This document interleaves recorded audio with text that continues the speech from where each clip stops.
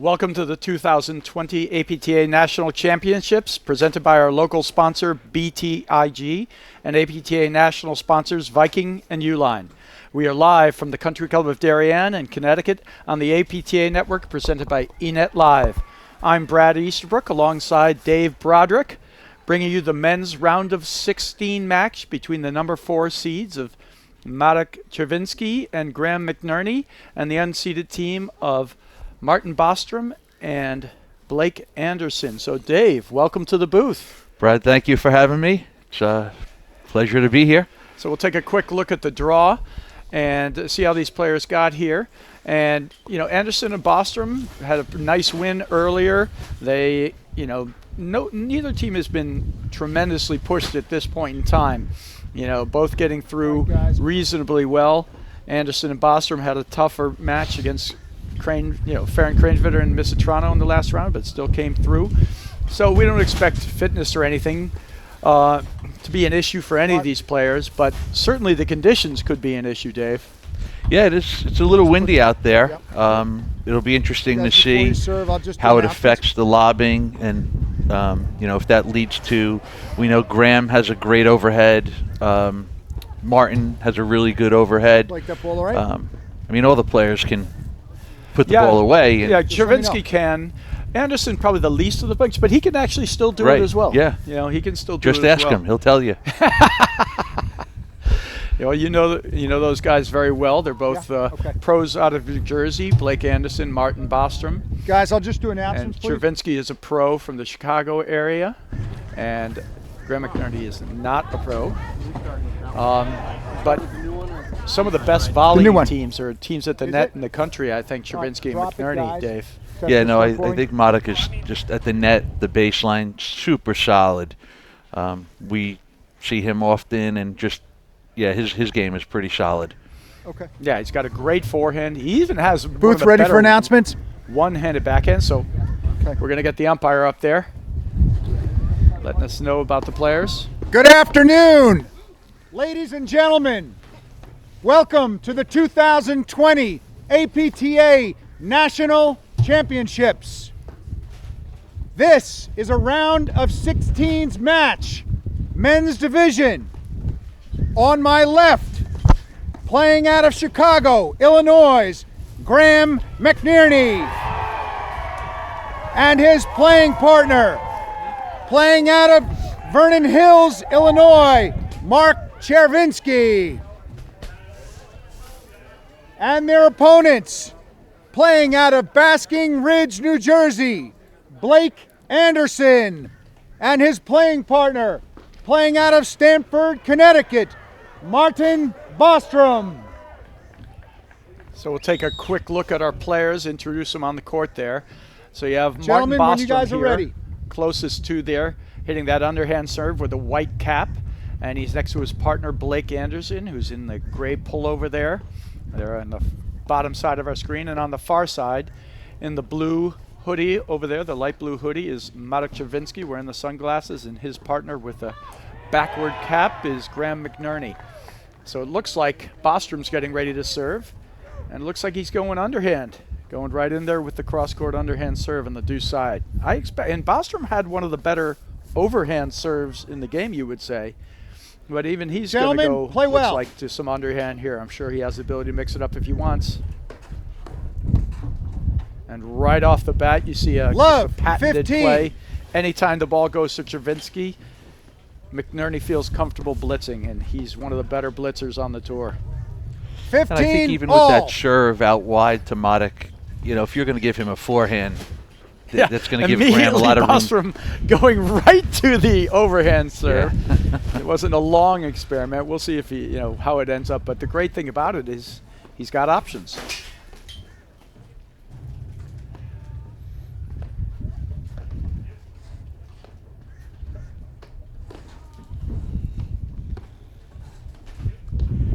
I just think Brad, Blake and Martin have to be careful with moving the ball from Graham's corner over to Madak. I don't think you want to give Madak swings while they're moving. I think you're 100% right. You can say that about a lot of things, but specifically if you're going to go anywhere near Czerwinski's forehand and trying to switch at the net, it's not a good recipe. Great return there from McNerney. 30 And that's all. always a crucial part. If he's able to bring that return with confidence, bodes really, really well for Czerwinski McNerney, who are seeded 4th here anyway. I mean, they're a very good team. Beginning of the year, they basically dominated the tour. Yeah. Winning the first 2 events.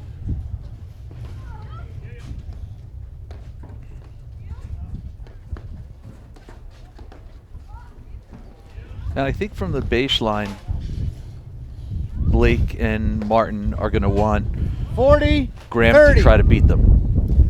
You mean when they're at Off the the net? deck, Yeah, yeah. That, absolutely. You know, if there's a book on Czerwinski McNerney, it Game, is. Bostrom. And you know, McNerney's one of the best young players in the Absolutely. game, without a doubt. And at the net, Anderson. he's, you know, he's in the top handful of guys. Right. Bostrom, Anderson. But in the backcourt, lead the first set. One his game to offense love. can be spotty.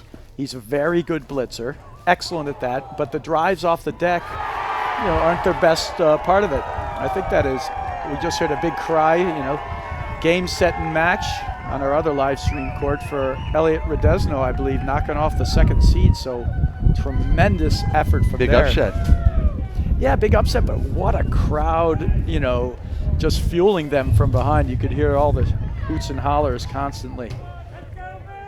All right, so Marek Czerwinski to serve here to Blake Anderson.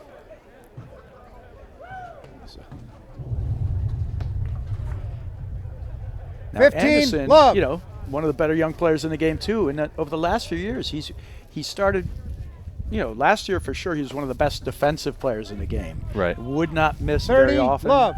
Basically just solid in almost every way. But he wouldn't necessarily bring a ton of offense either. But that's starting to become more and more, right? Yeah, no, I think he's looking, and I used to play with him quite a bit, and that was something. 40, Another, we see love. another good blitz there by Graham. Yeah, Dave, great blitz by Graham McNerney, but bad teamwork and call out from Anderson and Bostrom. While your partner's going up there looking to hit his overhead, you have to call out whether the Right. guy's about to come in or not, especially someone as active as McNerney, because it is one of his signature offensive moves. Right. Game, And again, we talk McNerney, about Graham. We said, Czerwinski. you know, he might not have just big offense, Match tied, but one he game creates apiece. offense in many ways, as we saw with the blitz. Right. Yeah, he'll push it low, come in behind it. A lot of it is with the blitz, though, you know, or the threat of the blitz. Yeah, he's exceptional at the net, and he's one of those guys who will be a little 15, bit brazen love. with his position, as you saw Right. there. He got the worst end of it there.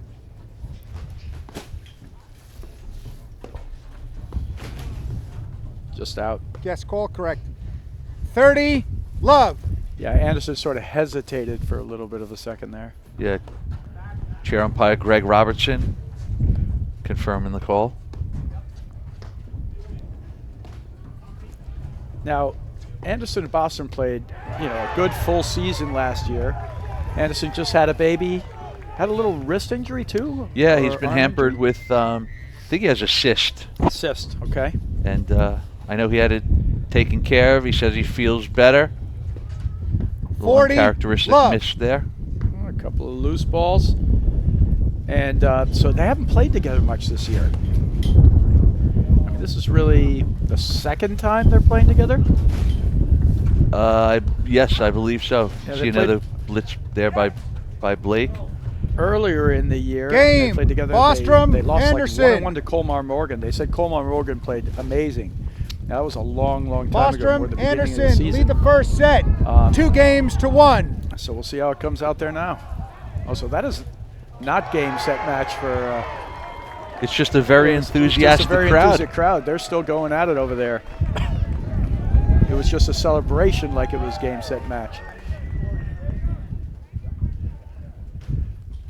We better buckle our seats if when they do get to match point. There's going to be a roar.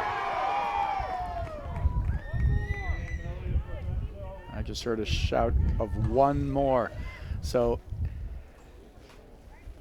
for Czerwinski McNerney, do you think they're going to place the ball in a certain spot? What do you think they're going to do when they're at the net? Well, I think, you know, obviously you got to have to watch Martin. Martin has big forehand, big backhand. I think, like you just mentioned earlier, Love 15. Blake's not going to make many mistakes. He's going to set points up for Martin. But, you know, he can bring a little heat when he needs to. He just ripped a couple of forehands there. Yeah. I mean, you know, he just drilled that one through the middle.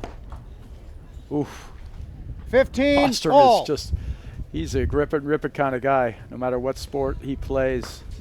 Yeah, Golf, and I think they just have to be careful because that's probably their third missed return to serve in the 2 games so far. Right. And yeah, you can't afford too many of those. I guess in the first couple, games, you have to gain your range, but certainly you're missing 2 returns a game. You're gonna have a hard time breaking.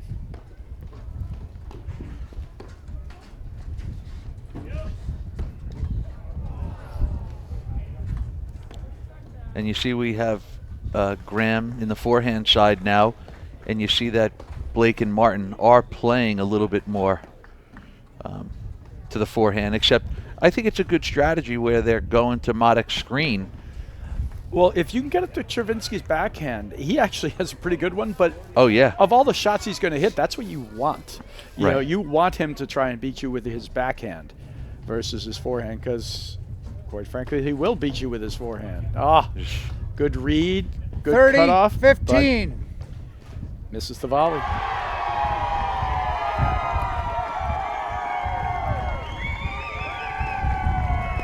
Well, however that worked out, we'll try to find out for you. 40, 15. There is a big it was cheer. definitely game, set, and match.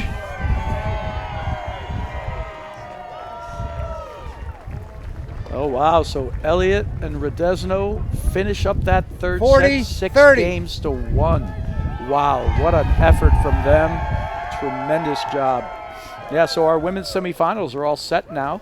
It's going to be Cooper and Hanisch against Prop and Spiz, and Dartis and Shea against Elliott and Radesno. So great effort from all those ladies.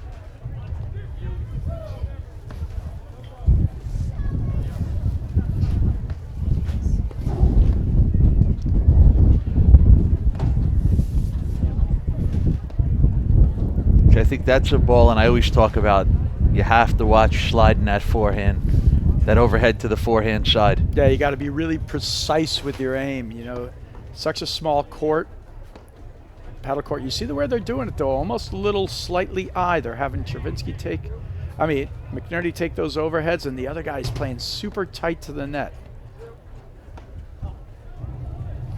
And this is a very good offensive volleying team. McNerney's one of the better offensive volleyers period, but he's a great offensive volleyer as well, meaning he steps right on top of the net and will bait you to drive and then be there to stuff it back at you. And I think we saw earlier on, to your point, what a great shot by Graham.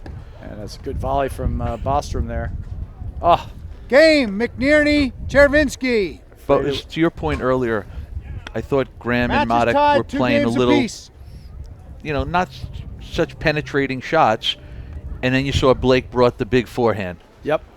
So I think he is, like you'd mentioned, he's more of a defensive player, but he's building the offense.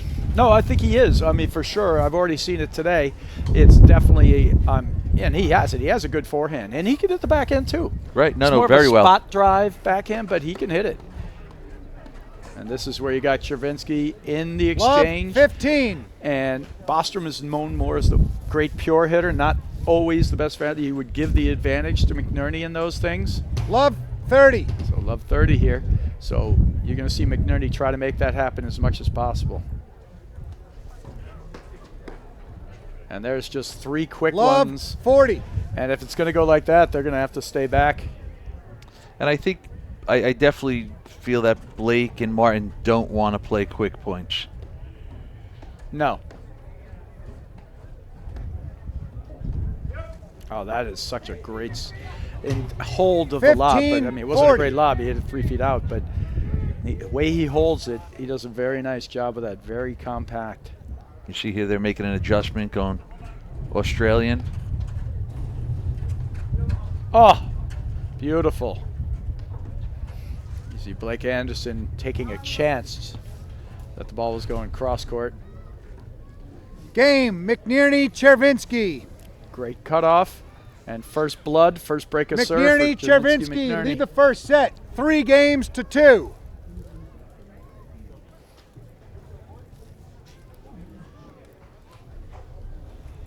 A little bit of a loose game there, I'd have to say. Well, it was a fast game. I mean, there were great shots by Czerwinski McNerney. You know, keeping the ball low, getting in there, getting on the attack. And it became too fast. I think they should have changed it up a little or slowed it down somehow. Let the ball go through, but that was a great, great game. And that return and blitz is going to be something they're going to have to deal with, Dave, going forward, because it is a signature play for McNerney Czerwinski. And like we said, I mean, Czerwinski's also pretty good at it, but McNerney's one of the best in the game at blitzing. 15 love. That was a big swing. Trying to get the break back in one shot. In one shot, yeah. Be nice if you could. Oh, we got a little tunes going now, Dave. 15 all. Missed long cutter there from McNerney.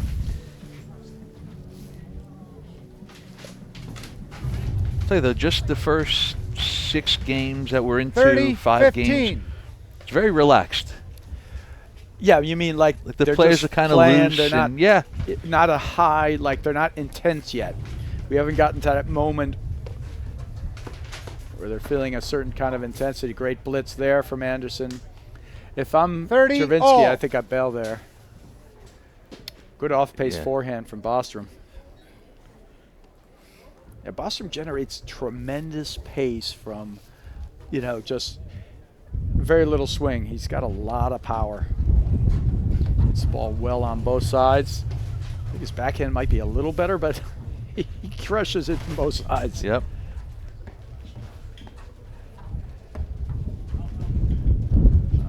Good cover on the Knicks. Wow.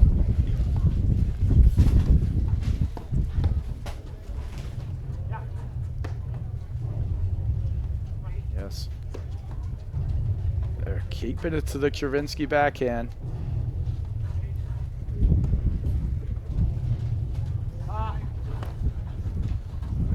Good cover there by Martin. That's great touch volley. Are you surprised they're just going like so much at Czerwinski? Because we were talking before about them challenging between the legs. No deal. Great Advantage, point. Well, I think Anderson, as Bostrom. long as they feel like they can get it into Modic's Side screen to the backhand. I think they'll keep going there. Yep. Other than that, you think they'll have the bailout towards Maybe more towards Graham. Yeah, but so far McNerney's done a great job. Good spot offense and blitzing. That's a great volley. Deuce. And again, that's the offensive volley that we were talking about, Dave. Right on top of the net. You know, when we talk about a bailout shot, the number 4 in the country, how much of a bailout shot is that? Advantage, McNerney, Czerwinski.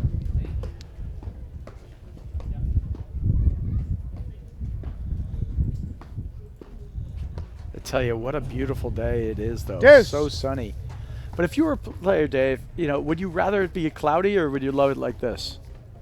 Cloudy. Yeah, cloudy, because, you know, as we get later, I think around 3, 4 o'clock, that sun's going to be low and coming off the sides, and it's going to be, it might be rough out here. So sunny and windy. What is it, high 30s, you think? Yes, I think when I checked the weather forecast, it was calling for high 30s. You can still see Bostrom in a t-shirt because it's so beautiful out.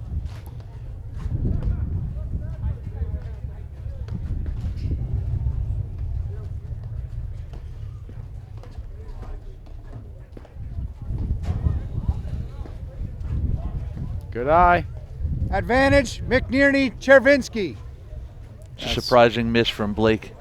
It is a bit of a surprising miss, but so far Czerwinski and McNerney look really comfortable at the net and really comfortable.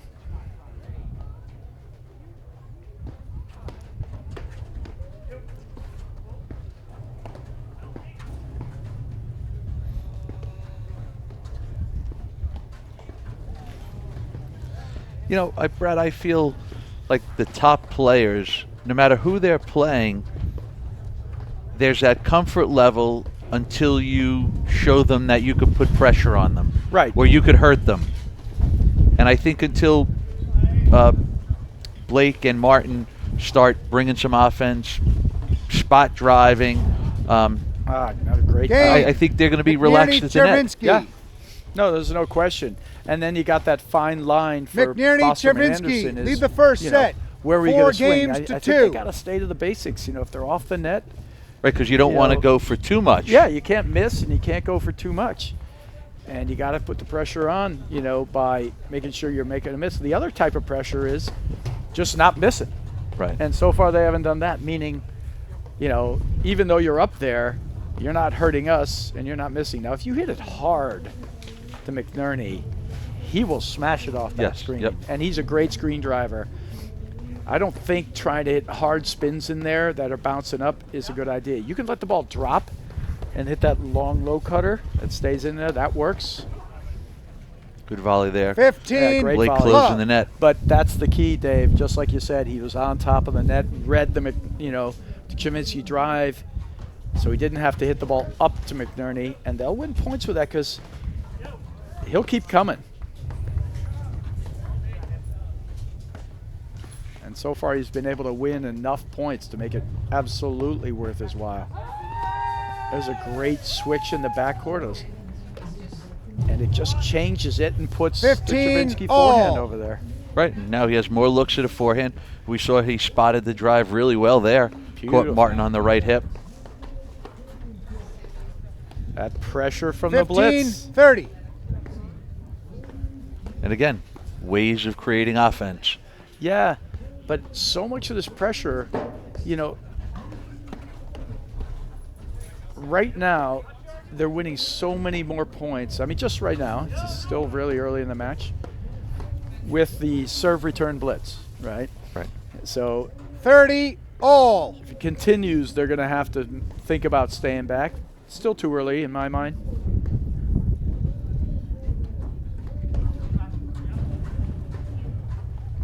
So Dave, ton of fun things and cool things here at this year's Nationals. Did you try out the escape room yet?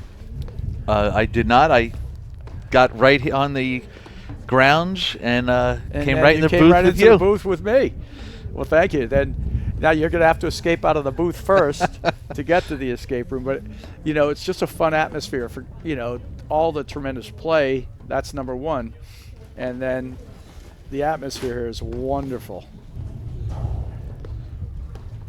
Well, I think just in general, when you look at all the different activities that are here up in Connecticut for the Nationals this year, these events are becoming more events. Yeah. You know, it's just not a tournament. You're getting more people watching. People are bringing their kids. There are more kids playing in junior tournaments. So you want to have a lot of activities for people of all ages. I actually love this point here. They're playing slow and easy.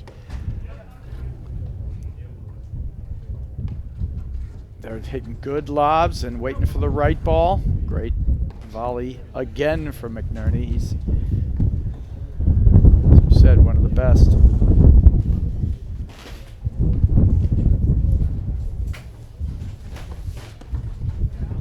See, I love that point. Advantage. But McNerney, that's a drive that Czerwinski. Czerwinski was on before Right. Anderson hit it. And it was a And out. mid-pace drive. Mid-pace drive from further back in the court, and he's not able to follow it up. So, and we won't see a lot of blitzing from Bostrom. I mean, once in a while he'll put a surprise move in there, but we won't see a lot of it.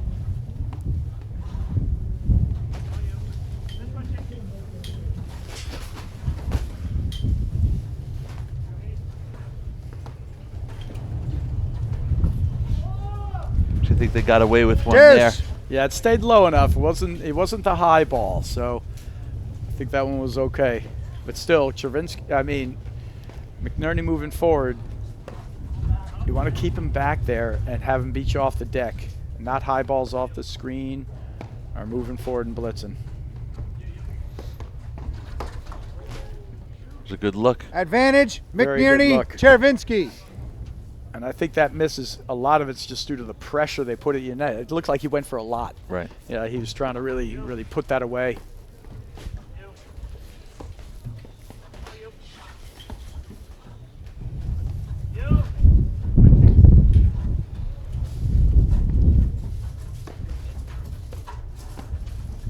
Ooh.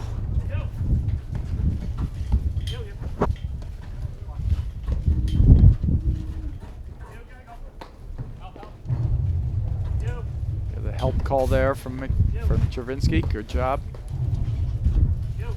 Anytime that overhead is going at the corner Deuce. and you're not sure what it's going to hit first, call help. Get yourself ready to move up the line, and your partner comes to the center. And these top teams will cover it, you know, probably 80% of the time. Right. But it is Advantage, interesting if you Anderson, don't have it down. Bostrom. It can be absolutely one of the ways you lose a match, not covering a few of those shots. People will find it. Top players can hit the nick. A couple of great forehands there from McNerney. Good Oh. move there by Graham. Do you feel like more top players are aiming for the nick more than in the past because screenplay's gotten so good? I think you have to look to aim for Game. it. I think everybody Anderson, does. I think the Bostrom. key is to look for when you want to do it. Move the guy out of position. But McNerney, years ago, Czerwinski I mean, it lead was the clearly first something set. that 4 Parsons games was to 3. doing to Right. win a Basketball. lot of points. But the players have gotten so good with two things: the help call and the ability to just Test. see it and block it. Right? That yes, you still have to go for the nick, but I think you got to move the guy out of position, then take your Grab. shot at the nick. Move the guy out of position, take your shot at the nick. You know, and it's still a viable way to try and win a point. And I think it's like anything. The game's always evolving. You know, Stretch when those legs out. Brian Stretch them Uline legs started out. and Dave Kevens with that Yes, crazy spin. spin. You know, now, you know, a lot of guys could spin the ball. Yes. Then they started, you know, Juan had the slash drop shot. Now people, they can get it, Just they put can that read off it. to the side Right. for me. So, you know, the Although game, he'll you still see how get it's some evo- putaways. I Excuse mean, me? he still gets Oh, putaways, absolutely. for sure. Before Right. you guys serve it up, Yeah, but the game does continue to evolve. But really, though, how many people do you think? A lot of people can hit it. Right. Jackie. Truthfully, Dave, I can hit it, but Jackie.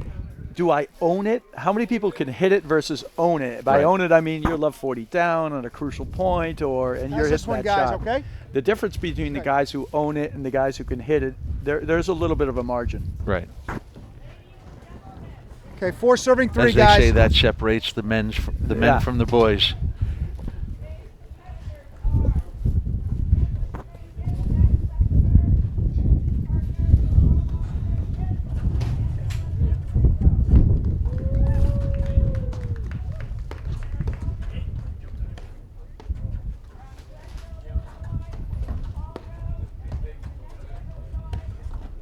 Oh, great shot Love off the left board. 15. Beautifully done.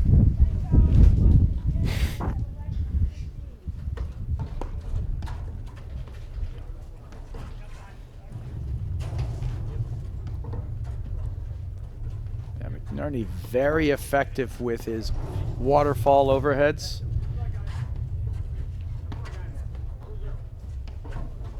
Ooh, Anderson trying to jump that route, and he just gets such a good downward angle with it.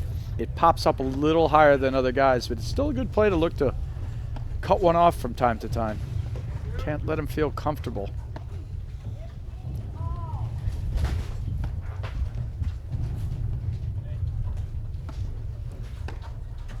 I was just thinking, it's funny that Martin hit that because it's not.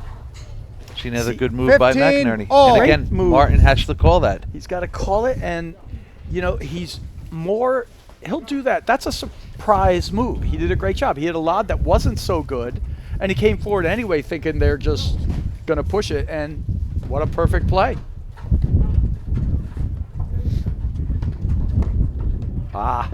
Tried to one-time it. 30, 15. And if you go back to the last point for Bostrom and Anderson, I don't mind seeing Blake in the backhand because it does open up 40, Martin's backhand, and he 15. has a big backhand as well. Absolutely. I actually think they should switch more. And right now, Bostrom's missing a few too Playing a many little- yeah. drives, you know. Pressing a little bit.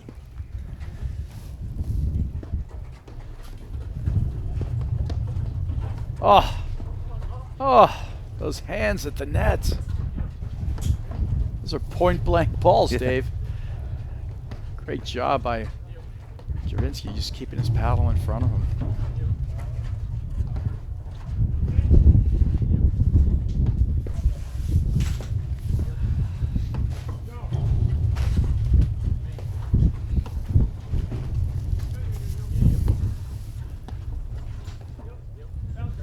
That's a good lob.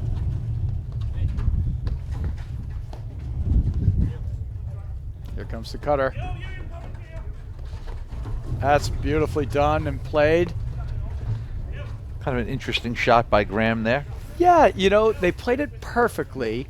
Bostrom knew it was going to spin all the way back to the net. Ah, that's great. Nice 40, point. 30. Nice point.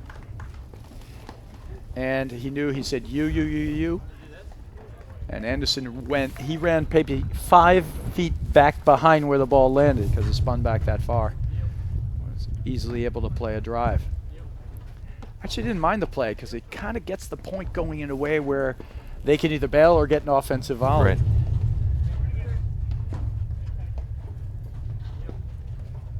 See if they can play a couple of good, tough points. Oh, that was a tricky shot.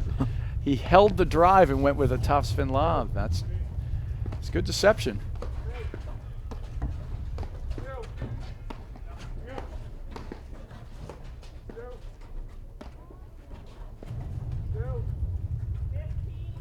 I think this is the pace that Martin and Blake want to play. Yeah, they need to keep steady and solid, not press the drive, get them off the net, then take the drive when they can see what's ahead of them. Nice. That's it right there. Deuce. And where was Czerwinski? Right. Behind the service line. Where a couple shots ago, he was a little bit closer. Yep.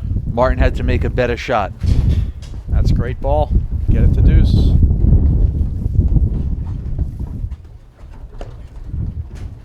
Woo! Advantage, McNerney, Czerwinski. That was some high heat.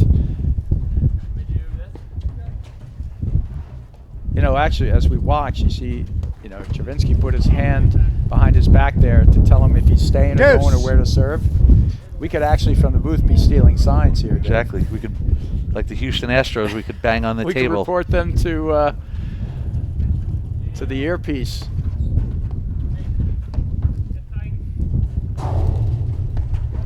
For a fee, of course. Yeah, this is it. I love this. And they're not switching back because they also know it's not a bad look for them.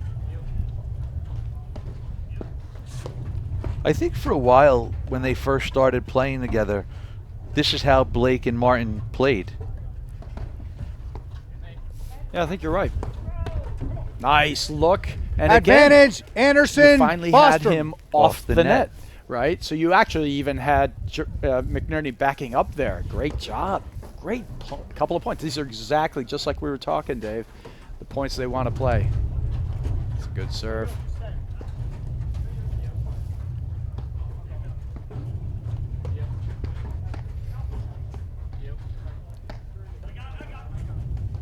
Brad, as I mentioned, I just got up here this morning, and I'll tell you what, the setup looks great.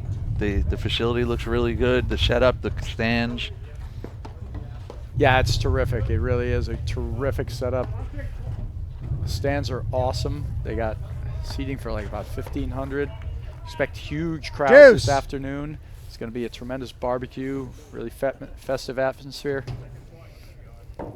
And I tell you, if Macy Elliott, you know, in the semifinals, it's going to be wild because as a pro here, the entire club's going to come out and cheer Advantage, her on. And McNerney, Czerwinski. it had to be something that helped them power them to that Right.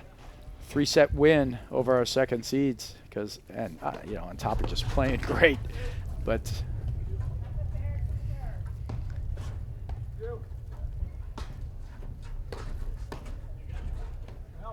and Cooper Hanisch looked really good too in their quarterfinal match. Yeah, I looked at the score, and it looked like they played really well. Charlotte and Allison have played them a few times recently, and they've played them pretty well.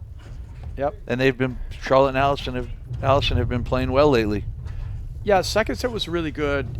Cooper Hannes were really, really tough and pretty flawless in the first, but they came out on the other sides with putting Charlotte Sikora on the deuce, and it wasn't working out for them, and they couldn't get any kind of rhythm. They did not play the best first set, but then they sort of righted the ship and had an opportunities, and they made some damage in the second. They just couldn't get over the finish line against a really good team.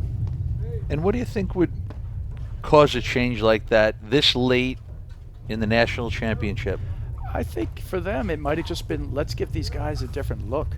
We've played them before, and if I put my backhand in the middle and our weapons in the center more, it'll be a better look. But it actually allowed Cooper and Hannes to just find a perfect shot. They would push the ball deep, to Morgan, and then if Charlotte Sikora tried to make any move, they just go behind her, and it was much easier to get it behind Sikora into her side screen behind her than it is when she's in the ad court. She cuts it off with a backhand.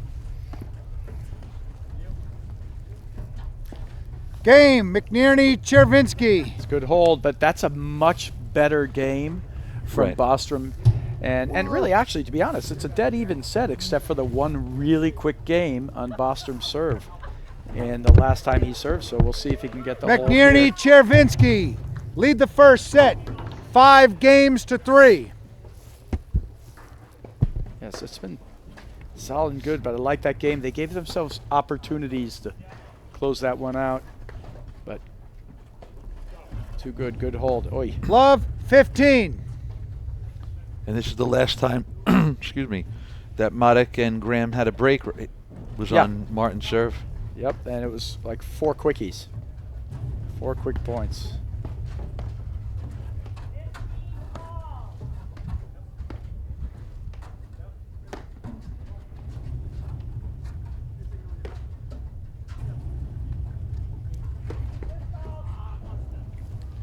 Love, 30. I don't know. I think they got to be a little more careful. Smarts. That's a smart play from Bostrom there. Instead of trying to come in against that howitzer of a return, stays back and sees what he can play off the screen. Only gets a lob out of it that time, but there'll be other times where we'll be able to hit a transition drive. Right. Either way, the point's not over. Still going.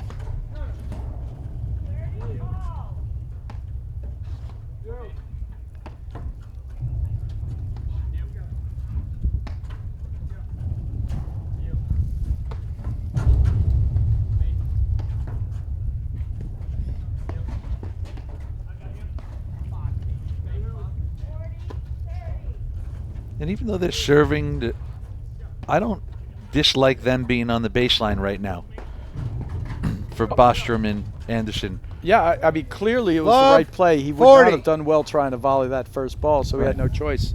But you got a lob better than that. You see Czerwinski basically just cuts that for a winner without even, like, he had his hand in his pocket, basically. Great shot.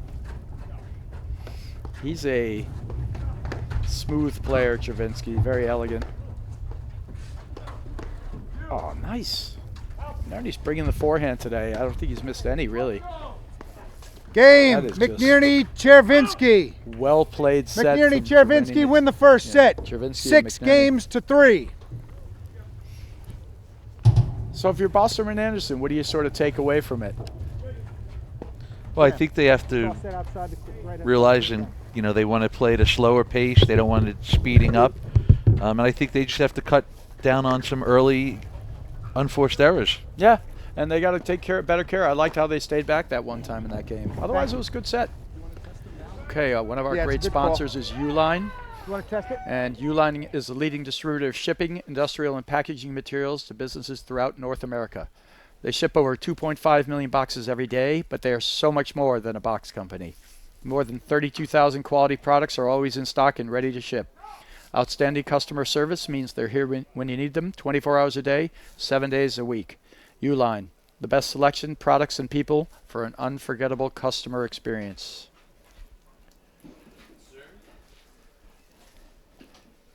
Yeah, it's amazing the amount of products they actually do have. But yeah, I think on balance it was okay. They missed a few too many drives. Return to serves, I think. Yeah, but at the end they started using the lob, pushing them off. And that said, beating Czerwinski and McNerney at the net is a crucial thing. And even just getting the net from them is going to be a crucial thing. So they're going to have to be really, really solid and judicious from the backcourt.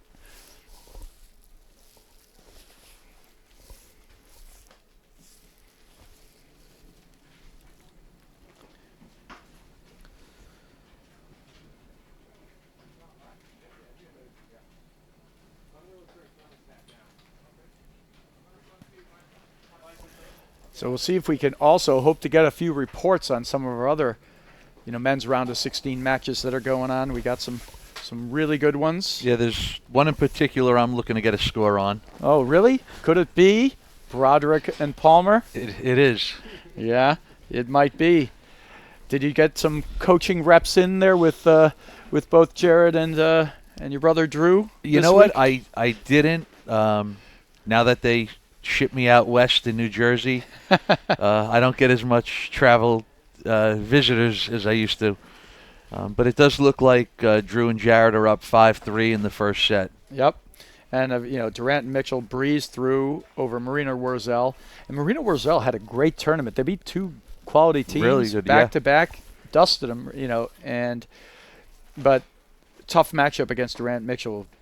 Little bit of a buzzsaw. So they're already through. 6-love, 6-3.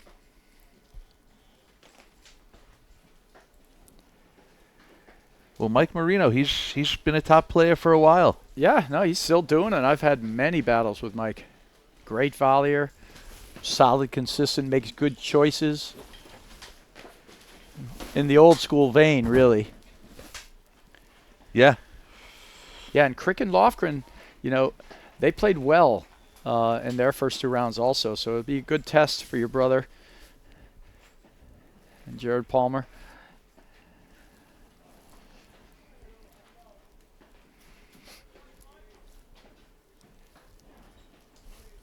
And it'll be interesting, as everyone knows, Jared hasn't played much this year. But, he can only get better the more they're on the court. Yep.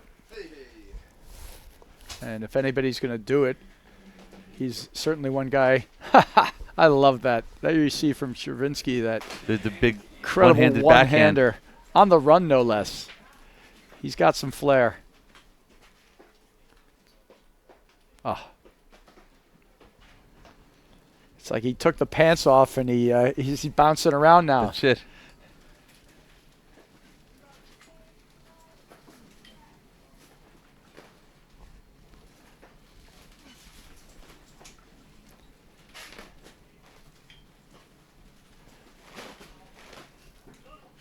Just back. Great point.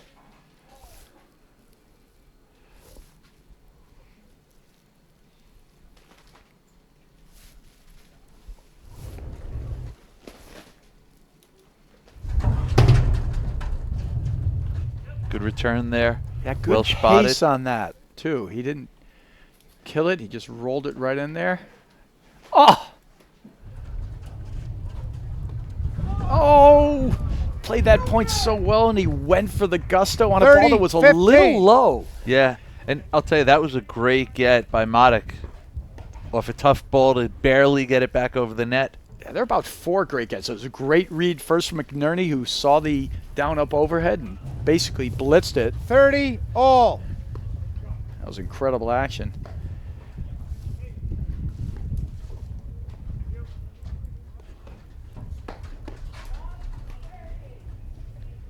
Advantage, Anderson, Bostrom. Nice return. A couple of good ones here from Anderson. See McNerney going for the offensive volley and missing it.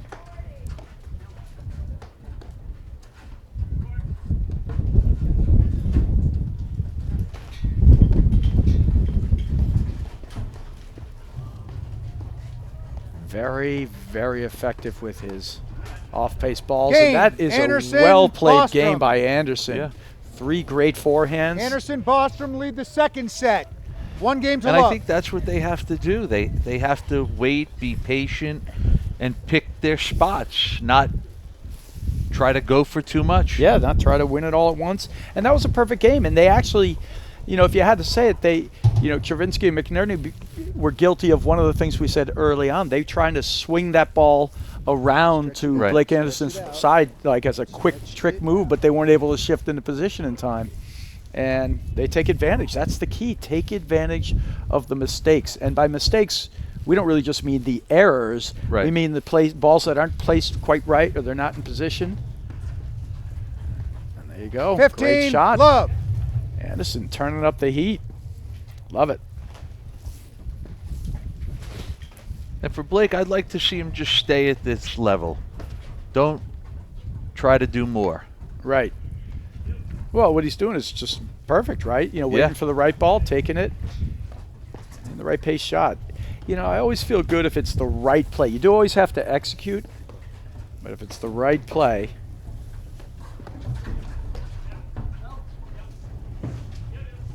McNerney's so good at that blitz. Good reads there from Bostrom. And I think there was a smart play there by Blake, volleying it straight back, because Graham does like to move. All right, so we're getting some scores in. Thank you to all our hard workers out there. Lipover and Protsenko against Rose and Rose is 2-all in their first set. Durant Mitchell, as we said before, are on, winning 6-love, 6-3. And Bobitsky and Stojisavljevic, tough first set against Hughes and Powers, our number 1 seeds. Hughes and Powers win 6-1. And Orion 30, Parson wins love. 6-4 against Green Vidal. And the last we heard was 5-3 Broderick Palmer against Crick Lofgren. And then Compton and Kaler up 4-1 against Baxter and Murphy. So top seeds looking in good form so far. And I 30, think 15. that looked like it was a good first set by Victor and Lucas against Mark and Juan. Well, they play a really good disciplined game, you know, and they really they stick to it, and you know, they found themselves in matches playing in the right way. And Lucas Green is, you know, he's developed a little more offense from time to time, so Right. they're a good team. Not real flashy, but No. you know what? They both have great return to serve. They both can blitz. They both can volley well. They're 2 solid players. And they generally make really good choices. Right. You know, they make you beat them usually. And they're willing to stay out there for an hour, 2 hours if they need to. And they'll take the strikes when they need to also. They're just a solid team. Great lob there from Anderson.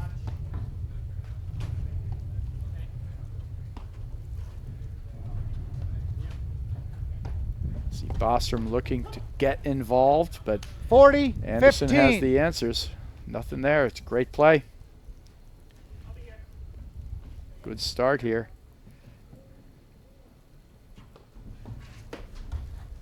Game. Anderson, It's almost like the Bostrom. first 2 games has been a little bit of role reversal. Anderson, Bostrom. A little lead the bit. I mean, a second couple of set. missed 2 returns games and a to couple love. of shots off the heels, but also smarter play from Bostrom and, you know, and Anderson. Better lobbing, better choice on their drives, and he wasn't serving a volley in that time either. So, Right.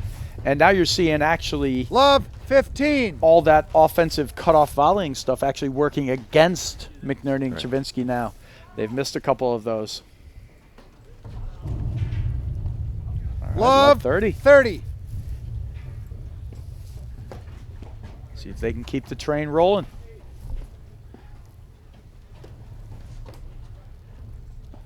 Ooh, 15, 30. just missed. That's when I think he would want back. Yeah, McNerney wasn't coming in. He had the spot.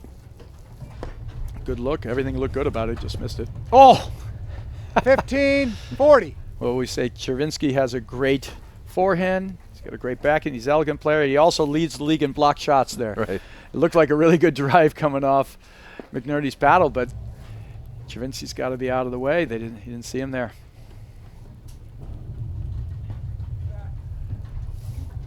Trick poke lob there from Anderson. And they're doing a good job of reading the drives now. If I'm Czerwinski, I start hitting a couple of those down the line.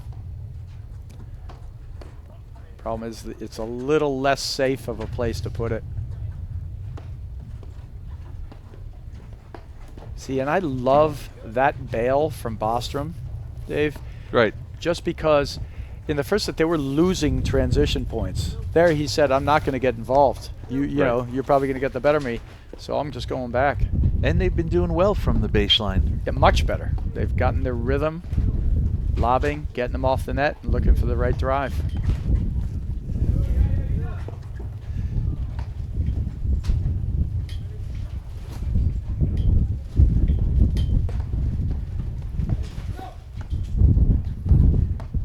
Good look there, too. Great look. Yeah, 30, good 40. swing. Just missed.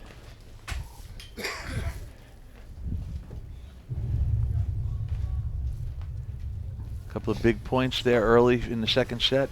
Yep. Oh, wow. Deuce. Being on top of the net helps. Bostrom shaking his head. He's walking it off.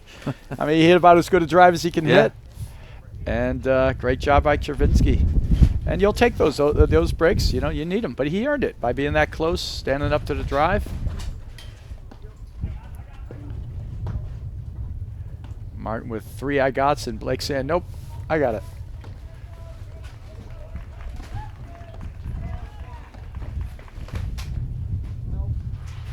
Brad, I have an update. Broderick Palmer, Crick Lofgren, 5-all.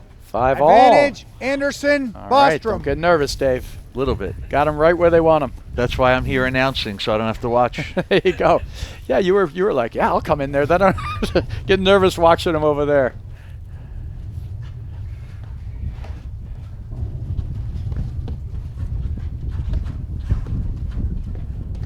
Yeah, bail, smart.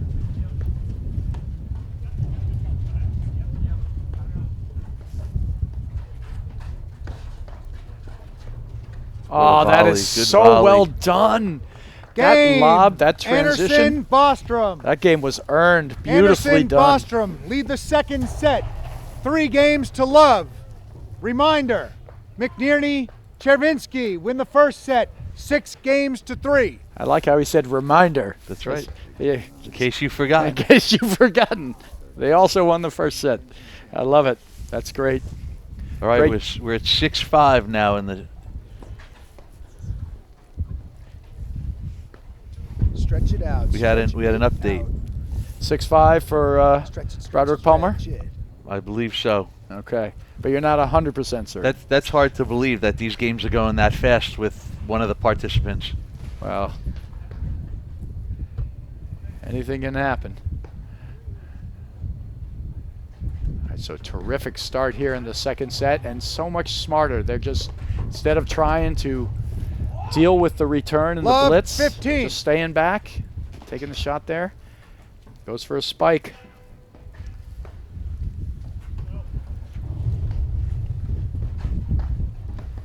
But again, I think it was there, but I don't know if it was necessary, You might be right. because that's not how they've gotten a 3-0 in the second Yeah, set. just taking that one shot Right. from a quick time. They've got it by building their points 15 with the all. lobs and making sure they're off the net, making sure also that they are balancing when they're hitting. Right.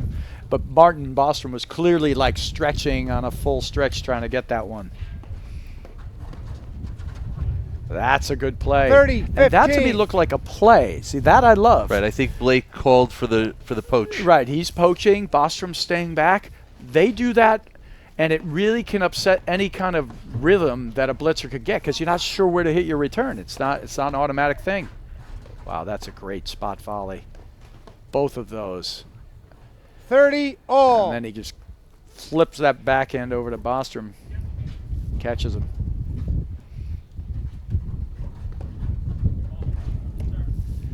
And again, I Advantage, think that Anderson, the previous Bostrom. point may have set up a little bit of a, pressure on Matic and Right. caused that error. Yeah, because is Blake Anderson moving this Right. time? Is he not? And you saw he clearly went for a little bit more than he did the previous time.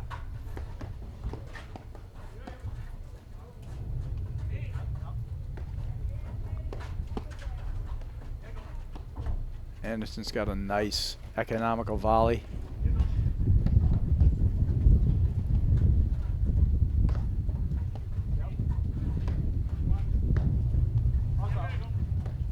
That's a great down the line lob.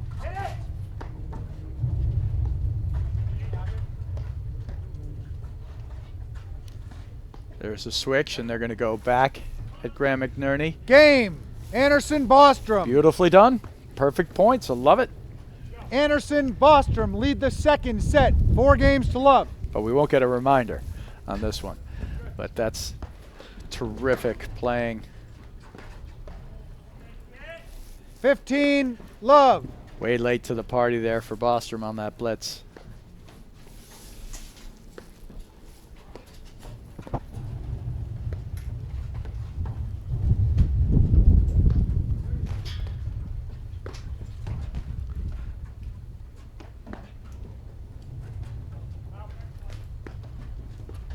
Yeah, he just does that with 30, ease. love. Ease.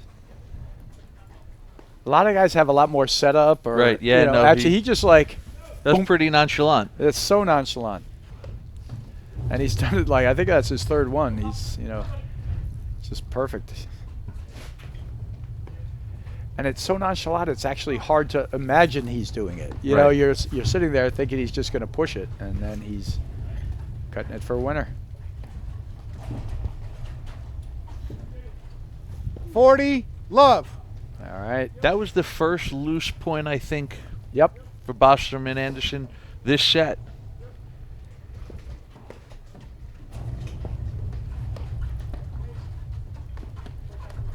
Oh, he went for 40, the 15. slap drive, tried to hit him in the chest, and Anderson keeps his paddle in front and stuffs it back.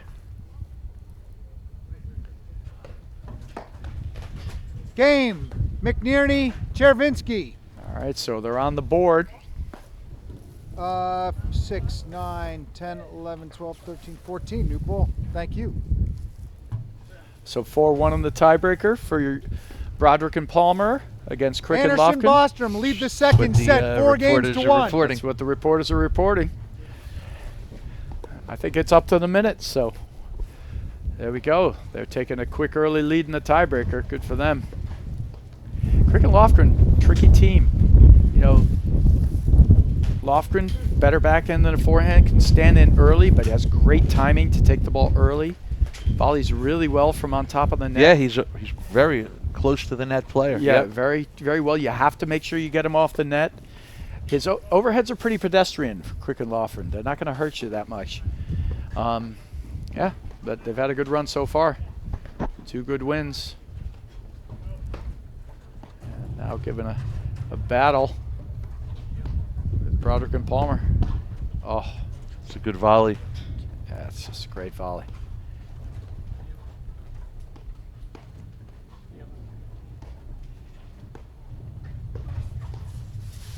Brad, I also want to think or say that McNerney's gone away from a few things he was doing in the first set. He's not moving as much. He's not blitzing as much. Love, Right. 15. Do you think that's a function of him going away from it, or a function of the style of play and the change from Anderson and Bostrom? No, it 15 just seems all. like he's just kind of going away from it. And I almost think that Martin and Blake aren't thinking about it. They're not worried about it anymore. Yeah, well, there's certainly some truth, and I'm going to take a little the other side on it. They've done 2 things. You know, Bostrom and Anderson are no longer automatically serving and volleying. Right. So they're taking that first blitz target away. And then I think they're just taking better care with their overheads.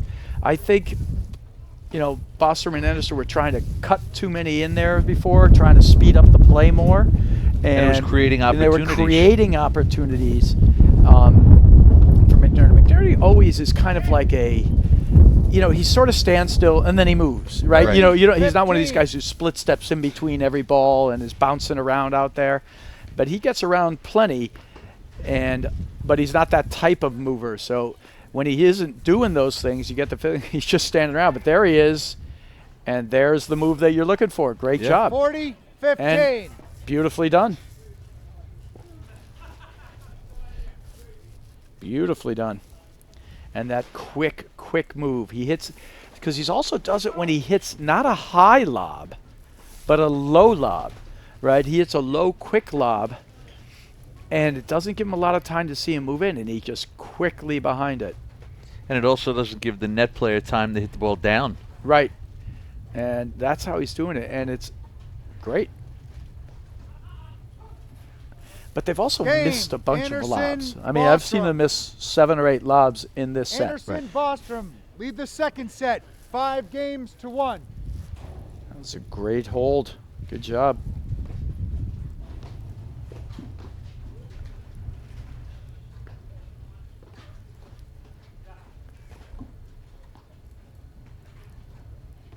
I think a big factor that contributed to this turnaround in the second set, I think it's been Blake's return to serve. Oh, for sure. They are getting the net now when they're returning. They're not spending every point in the backcourt. Right. And, you know, he has been on.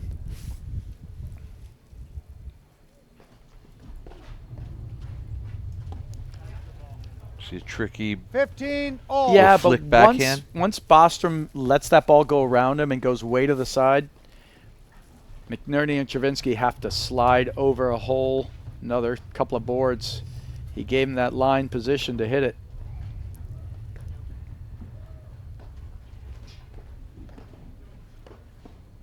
Ooh.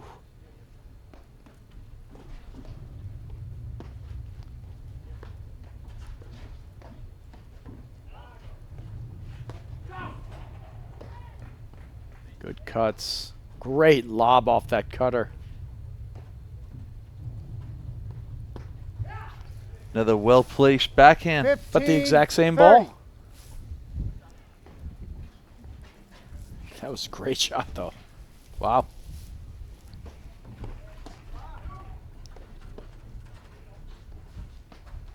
Smart lob volley there and bail. You see that game? This game so far.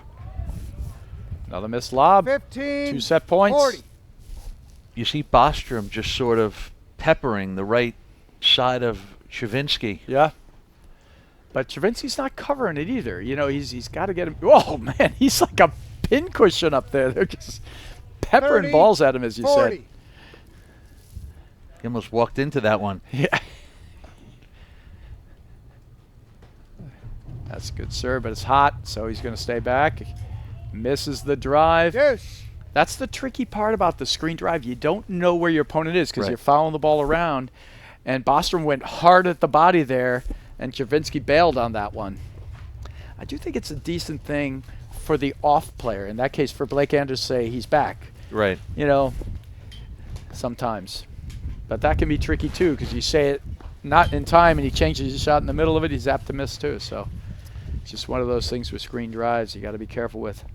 I will tell you, let's not forget about 15-40, 2 missed returns. Well, they're still up 5-1, so if they lose this set, you'll certainly go back to that, without a doubt. And we saw this similar situation earlier in the year with Hughes Powers up 5-1 40 love against Bersh and Urdoya at Short Hills. And they proceed to lose the set 7-5 and then go on to have a the match turns into a 3-hour grind and they win it 7-6 in the third on a Burris fault, no less. It was a crazy match because you're right. They started trying to win the match, Powers and Hughes, and Burris and Urdoya actually played with a little carefree because they're like whatever. And they started making a couple of shots. Right. Hughes and Powers missed Advantage, a couple. Then all of a sudden Hughes and Powers Czerwinski. couldn't make a shot. And they lost 6 in a row. It's funny. So you're right. Anything can happen.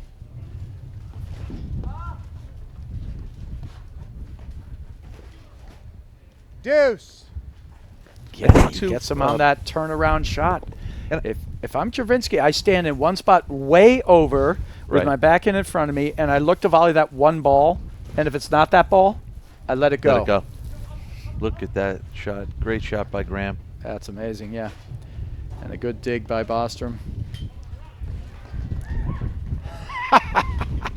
Czerwinski's he's so cool under pressure. I love it. Just flick, stab volleys the ball. Almost anyone else would have just let it go through, Dave. Right.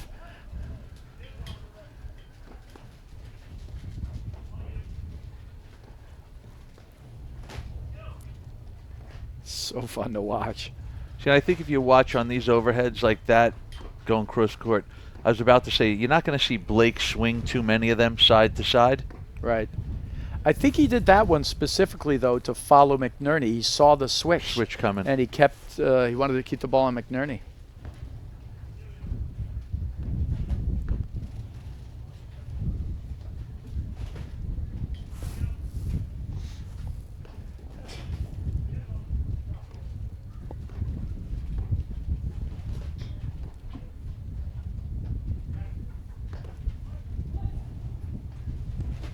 Oh, Bostrom with a stab winner. Anderson, Bostrom. Now they have their set point. Number 3. See if he goes. He's gone at Czerwinski about 80% of these returns. And there it is again. And that is game and set. Anderson, Bostrom. And Dave, that's a tale of two sets, right? Bostrom You know, 6-3 in the first one for Czerwinski, McNerney. 6-1. Anderson and Reminder, Bostrom make a McNerney, couple of Czerwinski. adjustments. Win the first get. Start set staying back on the second, serve. Stop 6 trying to games serve and 3. volley as much. Match is Only tied, play it if it's a 1 playable set ball. apiece. We see the blitz points dry up. We see the returns improve also Right. for Bostrom and Anderson in a big way. And we see also Czerwinski, McNerney starting to miss a few cutoff volleys and miss a few lobs. But Bostrom and Anderson just turned it on. You know, I think exactly. I was thinking about they just kind of tightened up their game. They didn't give as many free points. They Right. didn't play as many loose points. They just kept doing what they were doing, just better. Yeah, we saw it start to change as that first set went on, right? They definitely missed way too many. They played right into the hands of Czerwinski, McNerney in the first set in the beginning. And we could see them sort of turning the wheels over, playing good points from the backcourt, the right drive at the right time, cutting down on the return errors, and as a consequence, being able to actually get the net a few times. And that set was all them. Great job. So what's the report on the tiebreaker? Broderick Palmer did win the first set 7-6. Wow. All right. Good job. You can take a little breath there, buddy. I have one. Hey, Martin, inside that box right there is a ball. I'm only concerned because it sets the mood for dinner later. It really could affect your weekend in a negative way if they don't. Are we going to a steakhouse or are we going to Burger King? There you go. Good. So I have 2 now. I have 2 more, so we're good. Thank you, Marshall. And one of the great things about, you know, just these tournaments and the whole thing is really the community of guys. Jared Palmer, I'm sure you've gotten to know him really well. He's one of the nicest guys you can imagine. Yep. And so, you know, he's got like 3 Grand Slam doubles titles, and he was around 30 in the world in singles. I mean, the guy's the best tennis player probably to ever play the game, you know, platform tennis. But when he was in row 8 and learning the game, he would come around. You wouldn't get any thoughts that he was the greatest tennis player in the world that mean anything. He would watch you play, and he would take in things. He would try to play the game always the right way from the get-go. And, you know, in my mind, he's become absolutely one of the best players in the game. I mean, now unfortunately he's out west and doesn't play as much anymore. But, you know, just the length and the volleys, his ability to blitz, hit big shots in right moments, and his ability to just stay mentally tough in moments, you know. Right. The other, you know what I find very impressive is his feel on his volleys. All right, boys, one set apiece. Play you know, well. he Here we go. grew up with strings and a compression tennis ball, and Let's get it on. to play paddle, where the ball's a little heavier, there's no strings. He has such soft feel for his shots. Yeah, he's one of the few guys who can actually hold a ball on his strings or then pop it or just drop it a little, take a little pace off it. And that's another great job, Anderson, starting off right away. Well, you see, they made an adjustment. They're going Australian. They're thinking. Yeah, and they're putting Anderson on top of the net Bostrom will come in if the serve gets to the screen and back in there, and that's 30, just another love. missed lob from McNerney. Surprising. Just a couple of loose ones. And an awesome job by Blake Anderson starting to cut off these balls. 40, They're love. pressing. Yeah. They're going to have to start playing some of those points that we said Bostrom and Anderson have. They're going to have to go slow, find the right ball, get them off the net, and take it. That's Game. just Wow. Anderson, two Bostrom. forehands, missed lob, rough. All right, they're going to have to right the ship here. And I'll tell Slow you it down. something interesting. The first set, Anderson, Bostrom lead the third set. 1 game to love. Blake served first. The second set, they switched sides, and now they're staying sides. Right. So maybe they found something with Blake serving from the other side, Martin serving from over here. I mean, it certainly could be. Certainly an interesting premise. But no matter what they found, they are playing it the right way now. They have the good mix. They're putting Anderson on the net, who's really the stronger volleyer between the two, you know, between Bostrom and Anderson. And that gives Bostrom a Love chance, who's probably the 15. stronger striker of the Right. ball, you know, from the backcourt. And again, you see there, they're just creating openings. Yep. And even if Madak let that ball go, or I mean, there was no risk on that shot from Martin. Yeah, and he's starting to feel it now, too. Quick, low 15, all. punch lob there. Good offensive volley. Just as we're patting them on the backs. Right.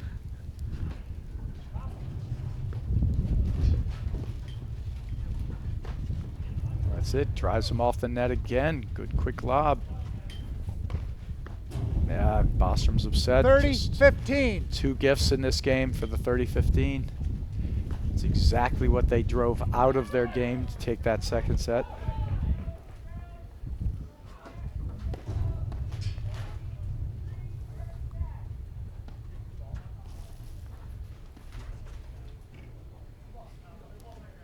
Forty, 15. Oh, completely fooled Anderson there.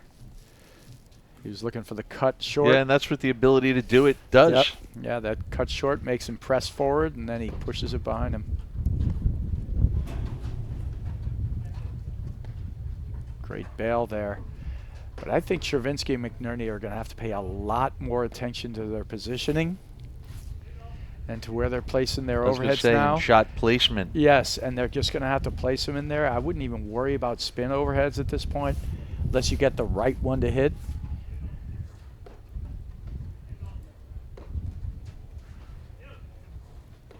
And they can't miss lobs.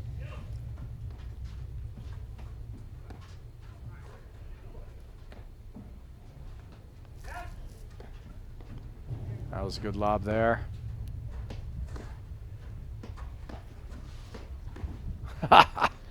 He's firing at Yeah. Bostrom. Basically returning the favor, because Bostrom's been firing him at him on the returns.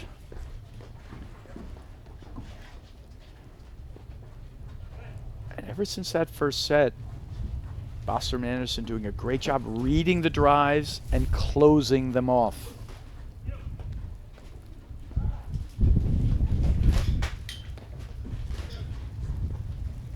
And I think they have the ball, their shot placement is better, and it's allowing them to be in the right position as well. They're not hitting too many shots that are pulling them out of position. That's great volleying and volley position. You know, McNerney taking shots, but they're right there, and they're not giving the easy one. That was the one. And, oh! What a volley. What a volley from 40, Anderson. 30. And for some reason, Czerwinski thought McNerney was taking. McNerney, I thought He he was would so blitz. good it froze He them. didn't blitz. He just didn't move. Yeah. Right. I was surprised. I would have liked to seen what you were calling for, and I would like to see a few more of those blitzes now. Problem is, they're getting so few of the good looks that he wasn't ready to go. I tell you, Bostrom's return is heated up.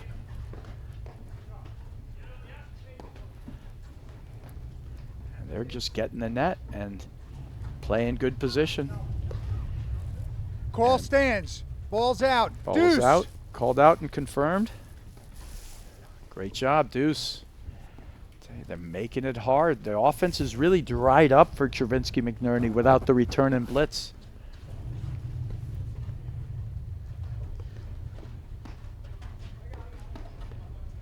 And I think a little bit too, Anderson and Bostrom have taken a little air out of the ball. Yeah, they're just playing the right shots. I mean, Bostrom's feeling it on the drives now. You can see. See, that's still another really good lob, pushing them back. And we've seen 2 or 3 cut winners from Czerwinski, but none from McNerney. You usually see 1 or 2. Anderson. And that was just beautifully done again. But even like that, the ball went from one side of the court to the other, and there wasn't a big shift. Yeah, no shift, and then he got caught forehand volley, right? And he basically almost got hit in the body. Deuce. Still a good play.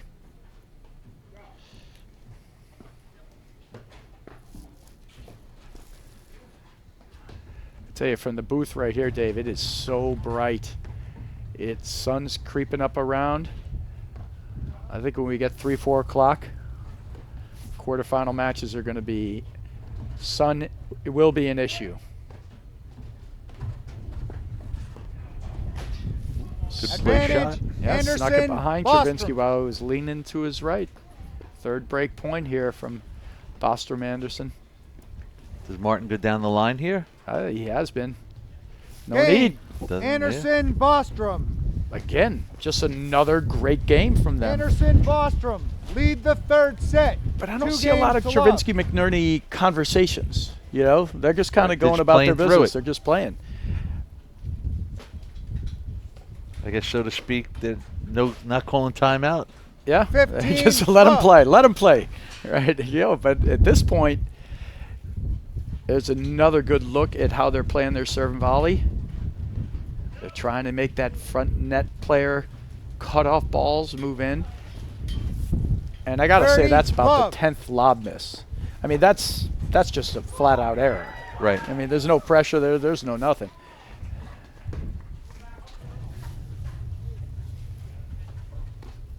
All right, so 5-5 now with Compton Kaler against Baxter Murphy. So those guys have righted the ship and going into a barn burner there. We told you before, Broderick Palmer 7-6 against Crick Lofgren. Araya Parsons up 5-4 in their second set after winning the first against Green and Vidal. Still no score on Bursch and Erdoya against Bredberg and Nolan. And then we have here a split set. Oh, well, that's our match here. Sorry. Lepiver and Protsenko are up 5-3 against Rose and Rose. So tough team, Lepiver and Protsenko. I think they've been rounding into good shape as the season's been going on. So thank you for those updates. 15. Oh, no, forgot our Bursch and Bobitsky and Stojsavljevic up 3-2 in the second set against Hughes and Powers after losing the first 6-1. So thanks for the updates. Those are tremendous. All this great action all over the Country Club of Darien. And Brad, you know what? It's interesting that, you know, there's a lot of talk about what teams are going to win the Nationals, who's a favorite, who's going to be a dark horse. But just there may still only be a handful of teams that could win it. But the road to the championship's getting tougher. Oh, without a doubt. I mean, the road to the championship is very, very physical, very mentally taxing. I mean, just take this match right here. This is our 4th seed, right? And technically an unseeded team in Bostrom and, you know, and Anderson, but they've been as high as maybe 6 or 7, right? I mean, it's a very, very good team. They just haven't been able to play together much this year. Lost a few points.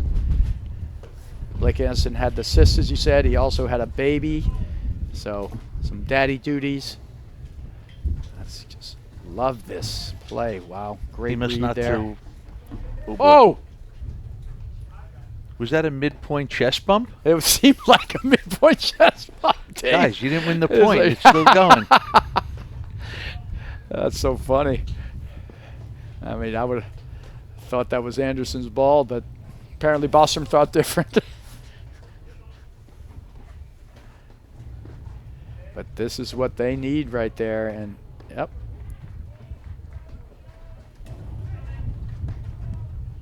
Let that go. Let it, See, right. I think that's too fast there. Reading.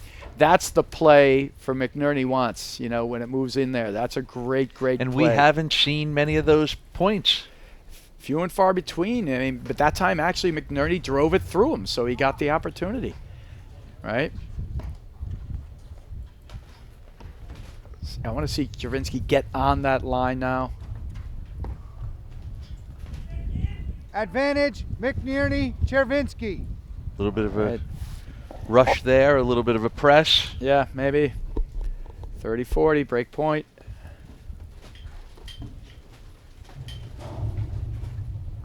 That's a good overhead. Great overhead.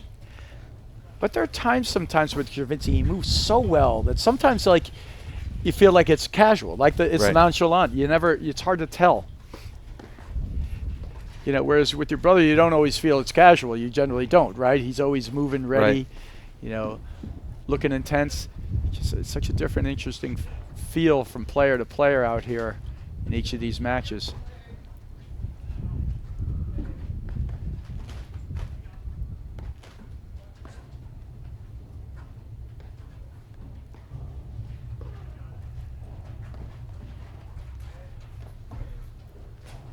Oh, gets the crossbar.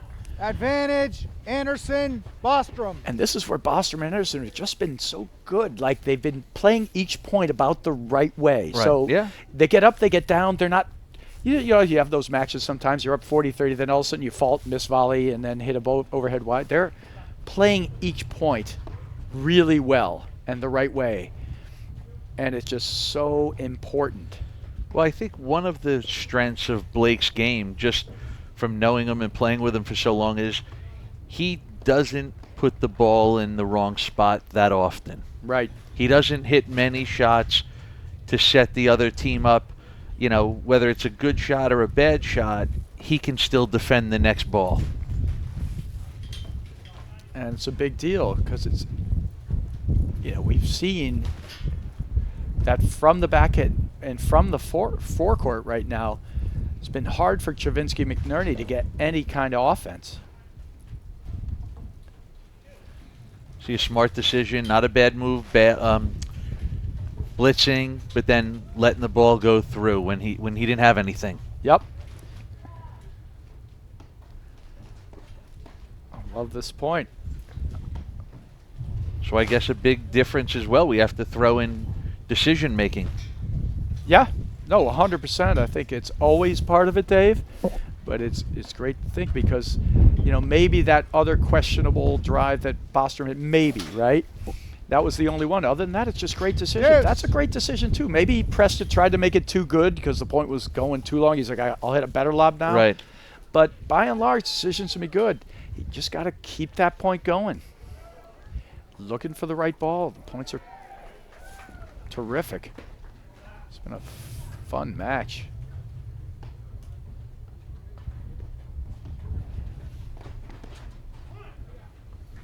Another break Advantage, point. Anderson, Bostrom. Actually, this would be not a break point. So It's a hold correct. point, It's a right? hold. So it's a point to hold. It's one of the same. It's a game point. How about that? Yes. Oh, McNerney with the good return there.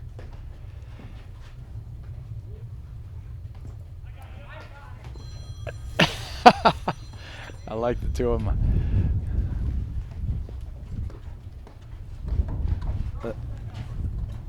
Oh, wow. Well done by. And I was going to say, I actually like Blake taking that because he can open the court for Martin. Right. From that side. And clearly he drove it and blitzed, so he can even do more. Yeah. Right. But I agree with you. I do agree with you.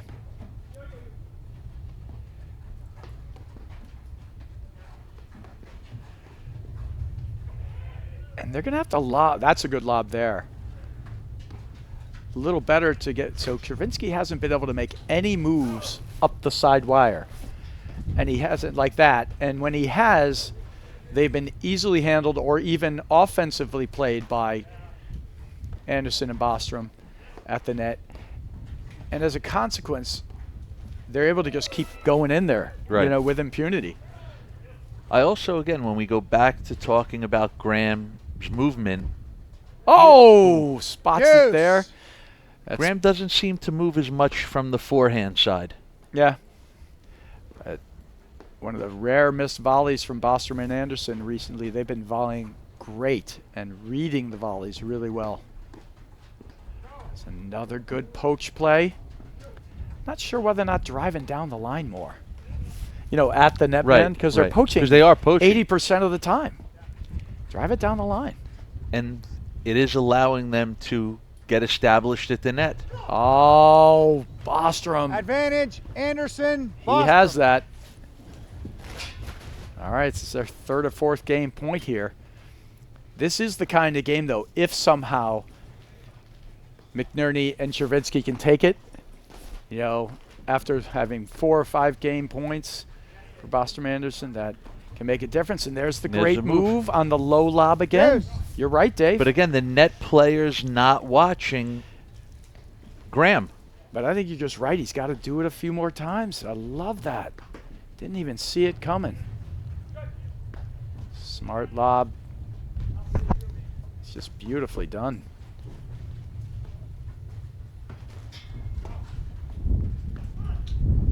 Did he try to cut that? Anderson, Bostrom. I missed it because, like, that was a tough drive. And Yeah. he just missed it, but it looked to me like he was trying to cut Trying it. to do a little more with It's it. a little glare. It's hard to see. Another great cutoff.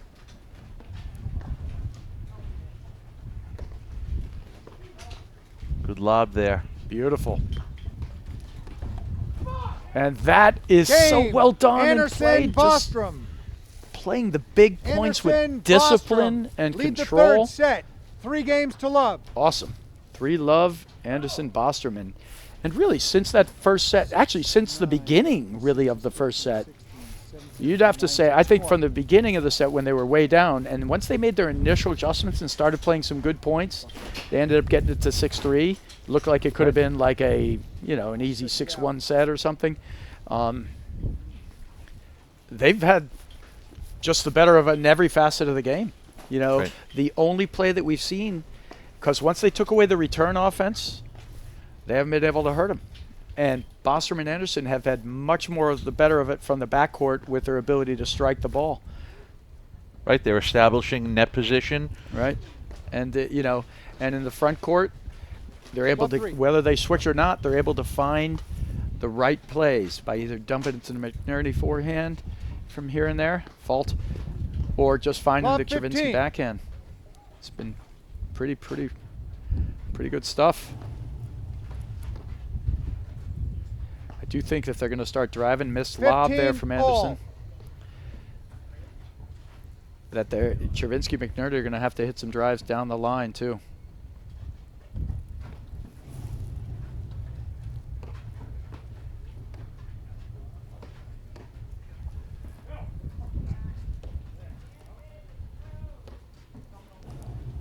I think Blake and Martin as well, they've been mixing up more lobs and drives, opening the court a little bit. And in but just their ability to poach on that first volley, that's been tremendous. That's why I think they got to hit some down the line drives, Czerwinski and McNerney.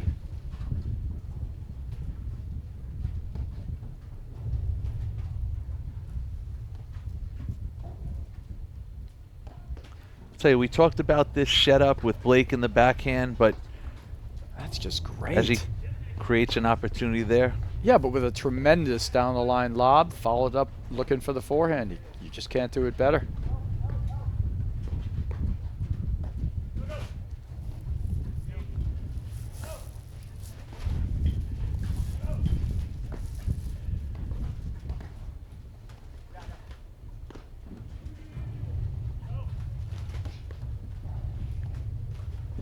and we're See. watching Blake's really never moving off the net. Yeah, you stand right there, quite tight on the line. He'll lean over every now and then to give Bostrom room to hit a little bit of a cut overhead. Need a little wider swing arc on that shot. There's a switch, and they're going to find McNerney again, and he went for the low lob again. You can see him push it 30. forward, not upwards. And then maybe he was thinking blitz, but great job finding the right place they want to hit the overhead. And again, we have gusting winds. Oh, wow. Do you think that's affecting it? I mean, I'm going to say no. Because I'm going to say no. That lob almost hit the umpire? Yeah, but there's been a lot of missed lob. You think it's all, but they're not on the other side of the court. Right. You know, Anderson's missing a couple. So, of course, look, the conditions are windy. Definitely windy, and they are affecting something. But they're not affecting it to the point where, you know, they've missed 2 lobs, Anderson and Bostrom, and Czerwinski and McNerney have missed 10 to 15, you know. 30, all right, so 40. More scores coming in. Compton Kaler squeeze out that first set, 7-6, 8-6 in the tiebreaker. And Broderick Palmer up 2-1 in the second set after winning the first. Araya Parsons finish off Green and Vidal, 6-4, 7-5. And Hughes Powers do the same to Bobitsky and Stojsavljevic. They win 6-1, 6-4. And Burris and Nadoya up an early break on Bredberg and Nolan, 3-1. And Durant Mitchell, we said before, they were through basically an hour and a half ago. And 6-love, 6-3. And right now we're still watching our great round of 16 match here. And Lepaver Protsenko tied up with Rose and Rose, 5-5 in the first set. So, like we talked about, all great day of paddle. Round of 16 matches. These are great matches. So good job.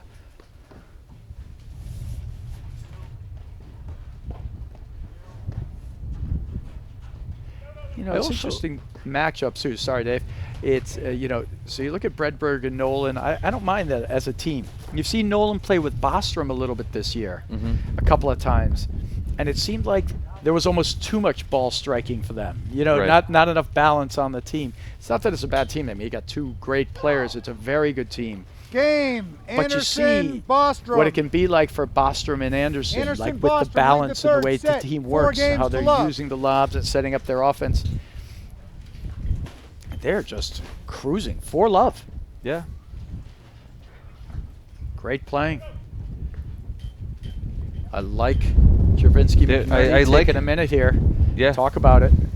Although, do you think 4-love in the third set was the time for the timeout? Yeah, I think it could have been earlier. You're right, Dave. I think that's what you're implying, I'm sure. Guys. But yeah, right, they should have been doing this much longer. I mean, because this hasn't been going around for the last few minutes. This has been going on for the last, I mean, they've won 10 out of the last 11 games. Yeah.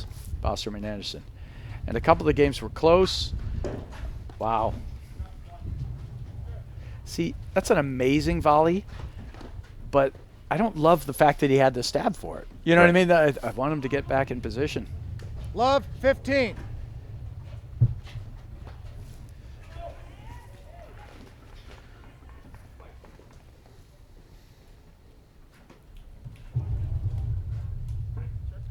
I call it. Looking for the umpire. Correction. That ball's in. Yeah. Okay. Look, I mean, from my vantage point, it looked in, but hard for us to really call. The umpire's got to be a little more decisive there, but good job. You know, he made the overcall. Call was out. Questioned. 15 all. Guys, I have my call stands. Ball caught the outside of the line. That's what they're there for. 15 all. It's the worst of all things when the umpire goes and doesn't change it, or he reverses it again. Then the other team comes back. I know Graham McNerney's and Czerwinski, they're both great sportsmen. None of these guys would ever intentionally make a bad call. You know, you call 1,000 balls, you're apt to get one wrong every now and then.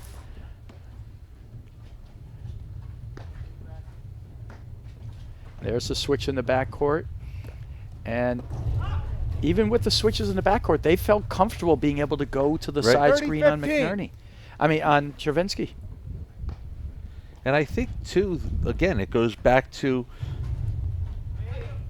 they're having a lot of success with Blake on the right side at the net, 40, Martin 15. hitting the overheads. And I want to point out, if you watch, Blake's hitting every overhead that comes to him straight ahead. Yep. No switching of the court, keeping themselves in position. Right. Oof. 40, 30. That's the Czerwinski howitzer there. I would have liked to see him actually let that go through. Just couldn't make that volley. 40-30, but what a howitzer.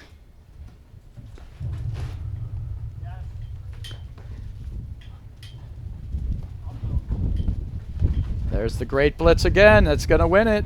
You think Graham heard me? It's been the one source of offense that they've had that's consistently worked. You know, I mean, it's just a great play. Deuce. I think he heard me say that Blake's hitting all the overhead straight ahead. Well, all your great comments, Dave, you know, because you've also been asking him to do that more. Anderson, and you're right. Yeah, it's been the one thing that's worked. Another game point for a 5-love lead here for Bostrom Anderson. And just another great cutoff volley. They can't punch it through them. They've been able to blitz, but once this point starts and they have the net, there have been no consistent offense for Czerwinski McNerney from the backcourt.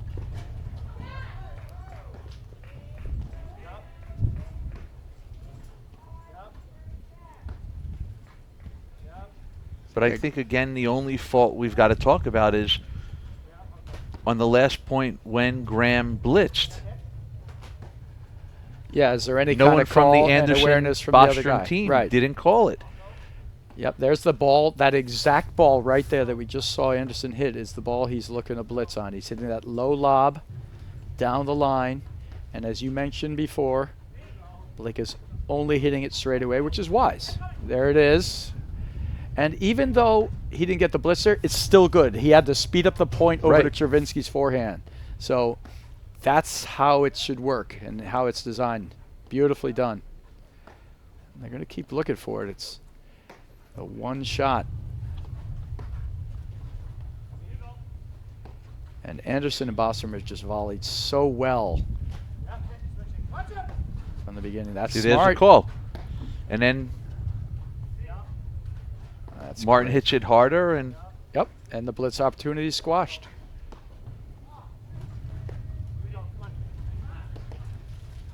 I like this, though. Just play a really patient point. I'd love to see them just grind this. Czerwinski McNerney, just don't lose.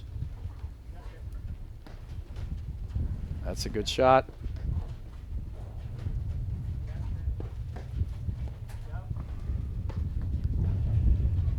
you know, interesting. This is the first time that Graham and Maddock haven't switched in the backcourt. And I love the fact that they're just keeping it in play. Keep it going. Right. I'm totally in with this at this point. I mean, if you're getting beaten in every facet of the game, one of the areas you haven't tested is the mental facet and the willingness, right? Right. Might as well test that. And that is just beautiful played. shot from McNerney. But I think a lot of it had to do with the play to 50-ball point. Right. You know, a 60-ball point. Like, wonderful shot.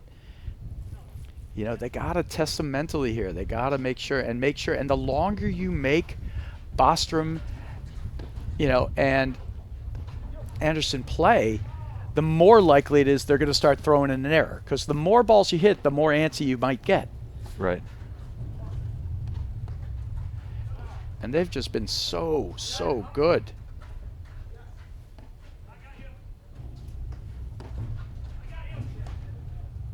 Nice call there from Bostrom, letting him know he's got him covered. Yeah, Anderson's a pretty good blitzer too. He's not bad.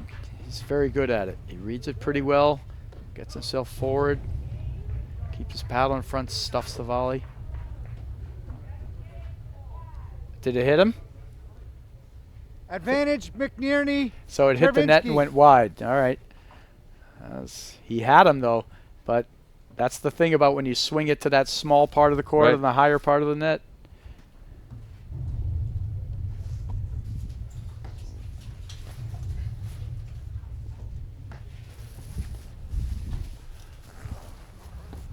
Also, first set to Rose and Rose after being down 5-3. Taking it over and winning the next 4 games. So they win the first set 7-5 against Lepever and Protsenko.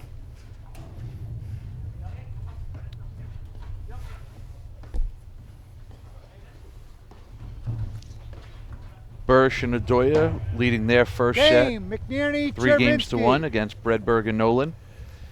As we mentioned, Bostrom, Hughes and Powers, Anderson lead the third straight set, set winners, 4 6-1, games to 6-4 1. through. Gentlemen, we'll Arroyo change balls Parsons now. with a 6-4, 7-5 win over 6, Green and 9, Vidal. 6 is 15, 16, 17. And I have an update 21, of gentlemen. Broderick Palmer are down in the second set, 4 games to 2 to Crick and Lofgren after winning the first set 7-6. And we also have Compton Kaler winning the first set 7 games to 6 against Baxter and Murphy. I tell you, that game was, I think that was a match point game. If they go down 5-love, I can't imagine there's any possibility of a comeback.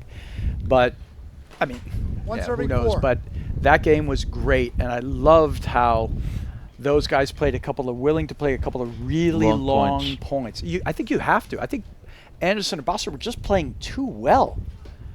And as good as they are, from the net, 15, Czerwinski, love. McNerney, they're considered one of the best teams at the net. They're getting beat when they're at the net too. Be willing to let it go back and then play another 60, 80 ball point. Make them beat you with all of their shots. Right, and I think what you said earlier about if they give them, Blake and Martin weren't missing hitting 60 balls. So give them 100. Right. Give them 150. Right. They're going to start missing more if you give them more. Or pressing, one or the other. Right. And, that's the trick of it, though. Do you have the mental fortitude, the willingness to go at it? And other things can always happen. They might hit a let cord and get a winner off the top of the net. That's a great look, and he goes with the tweener. Awesome cover. I love those blitzes from McNerney. So good at it. Oh, he held it, but he couldn't get over the top of it. He's going for the cross court.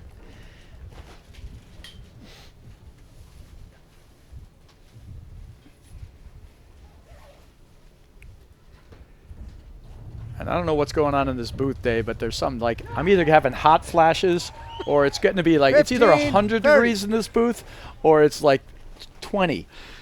We're going from standing outside to standing in Now, Florida. I am a man of a certain age, so it could be I'm going through later life stages, and my temperature control isn't quite what it used to be. But I don't know.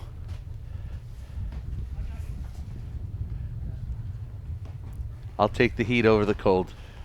And maybe it's just the heated up play of Bostrom and Anderson. 30 all. Misses that lob there. That was a big point. Pushed it wide.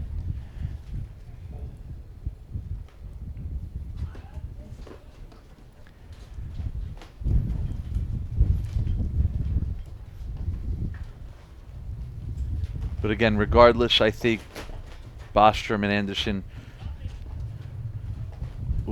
guessed wrong there. Their return to serve have really gotten much better. Yeah, but this is great. They've gotten a couple of misses here. Oh, without a doubt, Dave.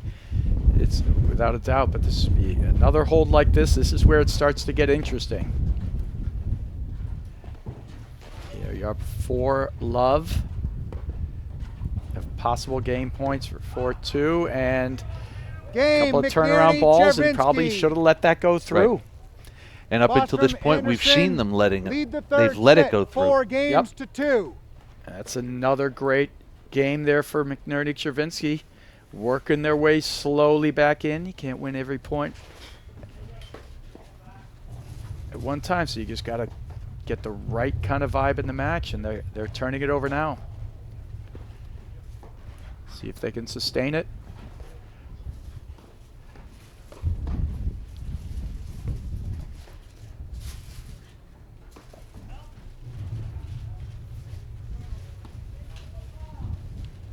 Great shot at the crease.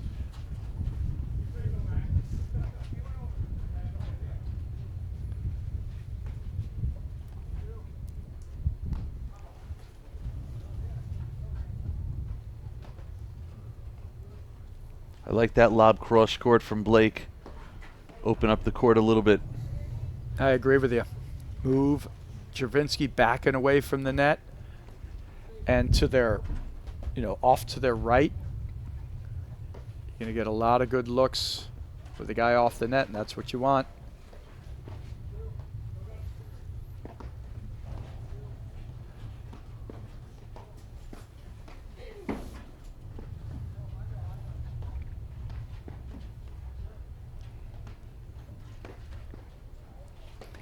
We're Love starting to see 15. the misses creep in. Little impatient.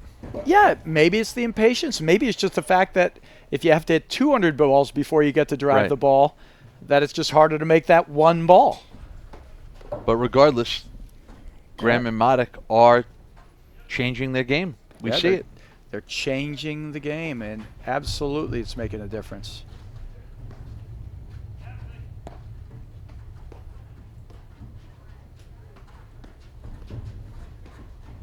Oh, 15 see, all. I would have rather seen him take a quick cross-court lob over Bostrom there, push Anderson out of position. But I guess you got a forehand like Czerwinski's. You always think it's better. So the report, Dave, you want to announce it? Or is it better if I do? Crick Lofgren, split sets. Split 15 sets. 30. Crick Lofgren, a tough, sneaky team.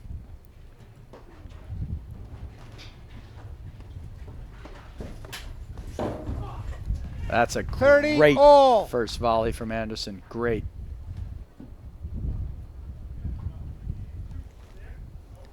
We're getting some nice visits from Patty Hogan in there in the booth. Hey, hey. Hey, Patty, what do you see out there? I know, but it's warm in here. She sees it's warm. Maybe she has some, temperature issues too. Patty remarking how warm it is in here. Possibly that. Advantage, All right, so- Anderson, Bostrom. But see, they got away from it there. In this game, they're Right. doing it right. Right. They're getting them to miss. Then all of a sudden, Czerwinski's speeding taking a up. shoestring forehand, giving the game point to Bostrom and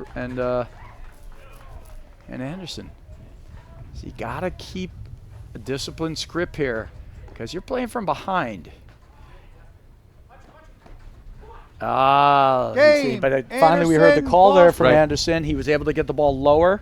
Anderson, Bostrom lead And the it third forces set. a 5 tough games to volley 2. from McNerney that he can't execute. That's it. You got to make those calls.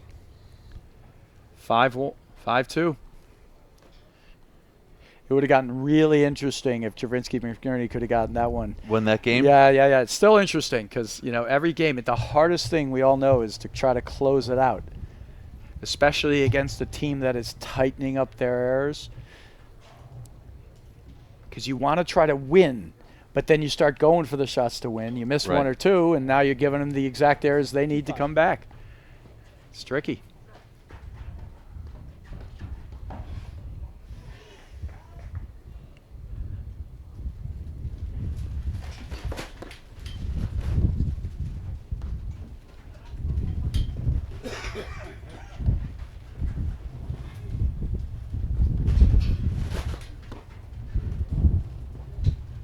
See a lot of good decisions being made from Anderson, Bostrom.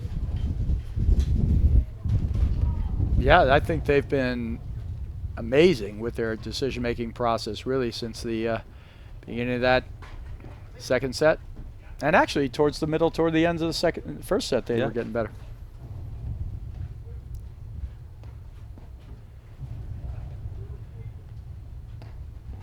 If you had to say,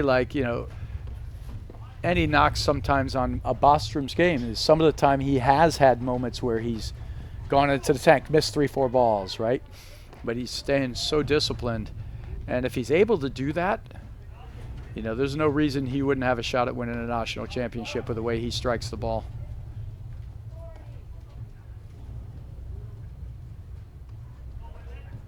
Oh, that's incredible. 15 love.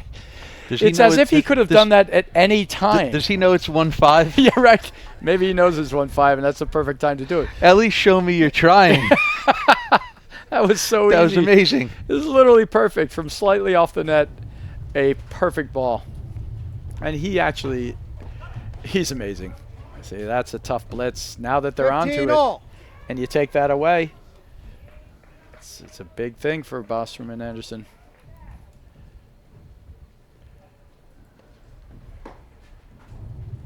Missed return, but you're right, 30, Dave. He's been 15. so spot on since that first That was set. a good spot. Just No, he just hasn't been missing them. I mean, you're going to miss one. 30 all. 30 all, 2 points from the match for Bostrom and Anderson.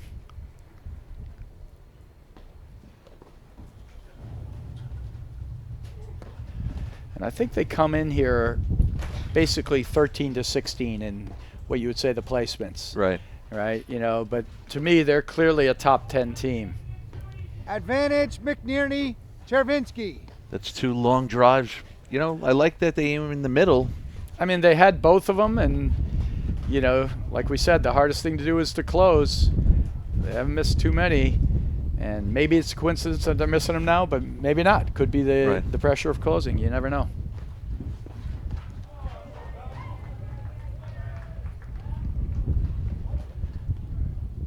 But it's a very fragile thing. You miss one more, and then all of a sudden it could be like something that gets in your head.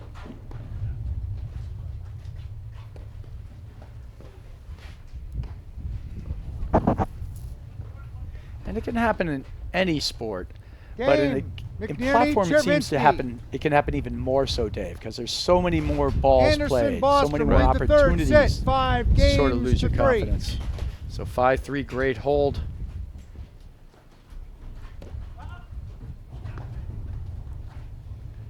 Love 15. Sudden miss. Yeah. I think they thought that forehand of Maddox was going long. Yep, right in.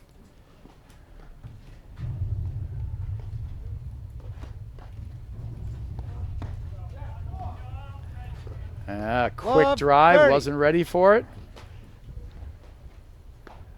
Little nerves, Dave?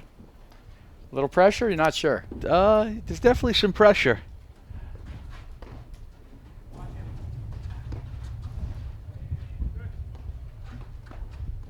Wow.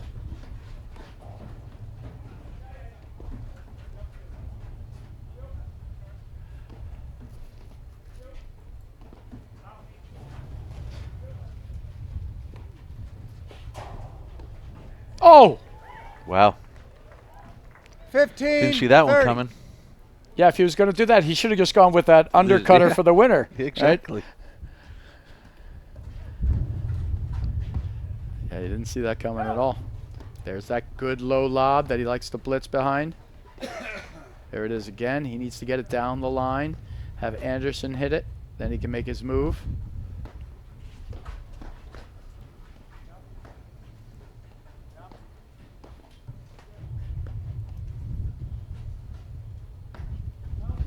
I just think Martin has to be careful with going over to Maddox's forehand. 30 all. All right, well, we're back to 2 points away. Back to 2 points from the match. Oh, what a cutoff. They've done that so Advantage, well. Anderson, Those cutoff Bostrom. reads, and it's definitely one of the keys to their success. Match point.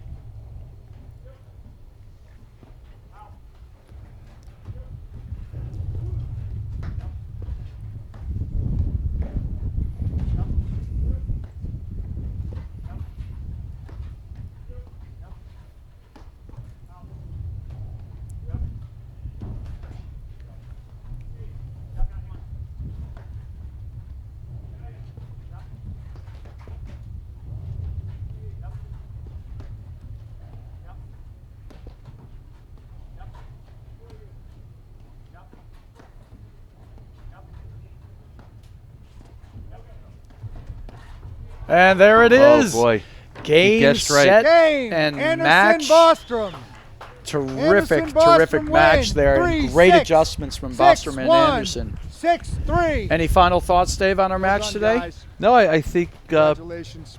Bostrom and Anderson just tightened things up. They made a few tactical adjustments, and it paid off. Well, they take out one of the top teams and one of the, dark horse favorite teams for winning nationals. They take out the 4 seeds of Czerwinski and McNerney with a terrific effort. They win, losing the first set 3-6. Then they come on 6-1, 6-3 in masterful fashion. And we'll be live streaming all day. We got women's semifinals coming up, men's quarterfinals after that. And look forward to more. Stay tuned. And we'll be back in a moment.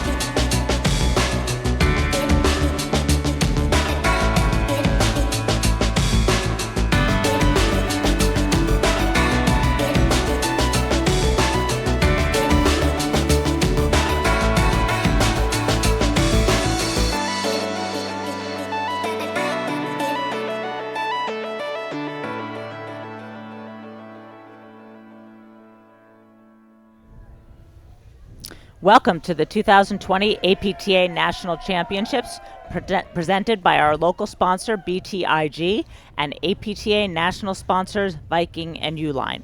We are live from the Country Club of Darien in Connecticut on the APTA network presented by eNet Live.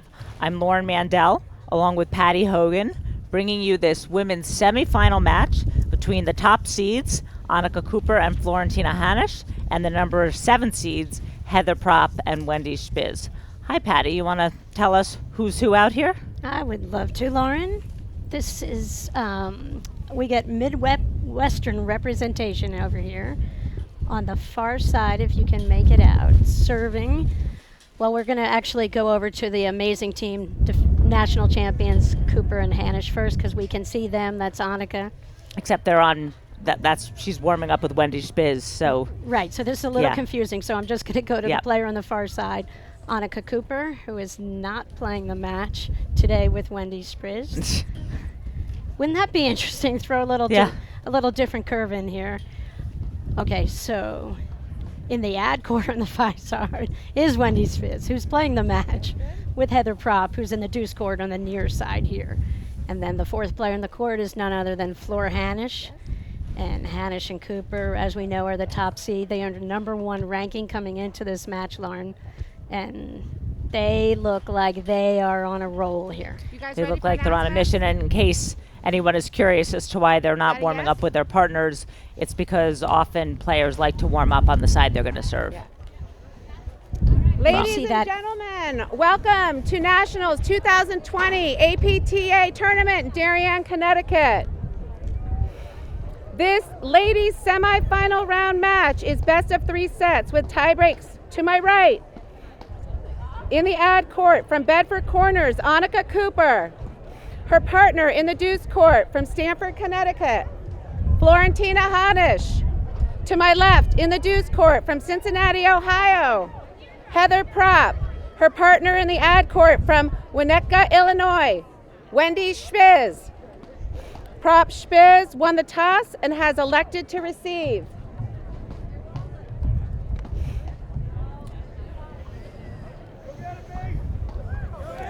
And now we see the draw. We do. So you'll see Cooper and Hanisch we're slated to be here. Oh, Lauren, no one wants to hear about the draw. They just want to cheer on, all the local amazing Connecticut players. But the Midwest has something to say about that. You guys ready? Play. And here we go. Flor Hanisch serving to Heather Propp.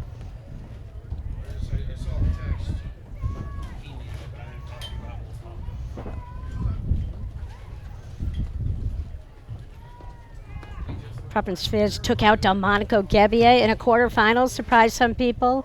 But Heather is a veteran. She's been in the semis before. Lynn Schneidbach years ago. And she pulled off one of the biggest upsets in women's nationals here a couple years ago, Lauren. You reminded me of that with...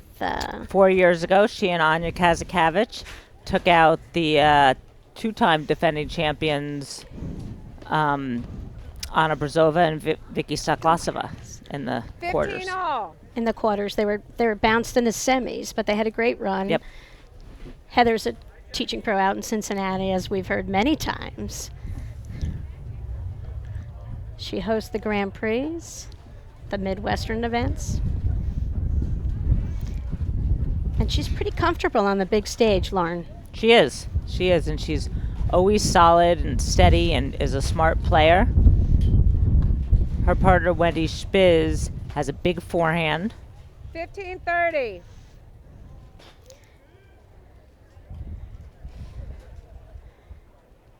The matchup is an intriguing one. It would overwhelmingly favor our tournament number 1 seeds.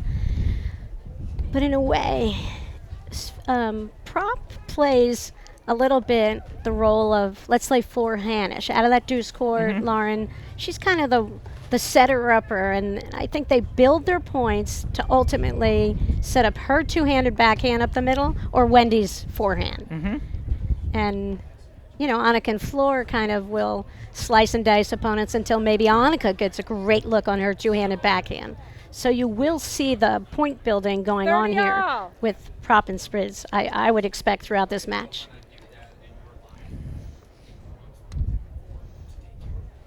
Flora Hanisch served beautifully in her quarterfinal match. 30-40. Besides never missing, what do Prop and Spritz have to do to win this match, Lauren? I was thinking about it, and I was thinking about all these different scenarios, and I'm thinking, oh, this is going to be tough because, you've seen Hanisch and Cooper all year long. I've seen a lot of the matches on the live stream, and this is what they've been building on since day one of the season. Actually, since the end of last season. Well, since Cooper came back from her injury, it was really in the middle of this season. But since then, they've been getting better and better. And I think that point was a good example with Spiz and Prop at the net. They cannot get lulled. Hanisch lobs well, and she is trying to get her opponents out of position with her lobs. So Cooper gets a ball that she can pounce on, and they cannot play into that. They have to keep hitting those overheads back deep until they get a short one. If they try to play with fighter over in Cooper's corner, they're going to get burned. Add Cooper Hanisch.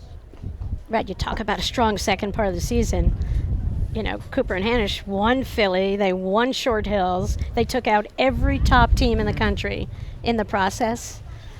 So I'm gonna be shocked if Prop and Spritz have enough answers for the different scenarios that Hanisch and Cooper will throw at them.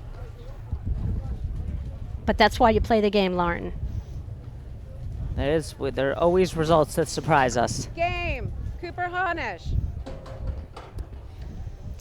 Cooper Hanisch leads 1-love in the first set. Prop and Spiz had a few chances there to win that game. Yeah, but like we said, they're not going to be able to miss too much. Wendy sits on that forehand all day long. Her backhand is not as strong, and she's not known for being able to be that creative off of the screens. So on the short balls, definitely there is a tactic that you'll see Hanisch and Cooper pounding that ad court corner.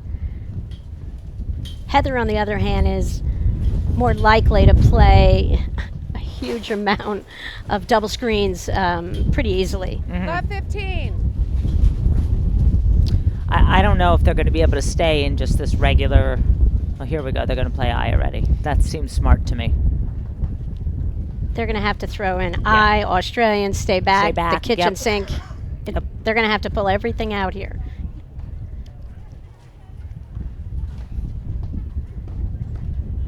Sun's a bit of a factor in the broadcast booth. Yeah. We're having a little trouble seeing, right, Patty? We are. And Hanisch and Cooper sort of looking into it when they hit the ball over in that deuce court. Whereas if they hit over on the ad court on this side, they don't have to fight the sun as much.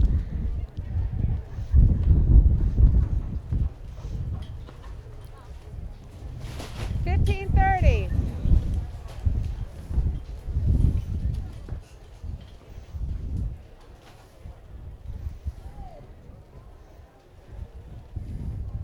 And compared to Cooper Hanisch, Prop and Fish don't play that many tournaments, Lauren. And I think that does hurt you in a sense at nationals, where you've got to get your A game on. And, to get through the 16s is so difficult. To get through the quarters is unbelievable. And 30 all. to earn a berth in the finals takes the stars have to align for each team who can make it.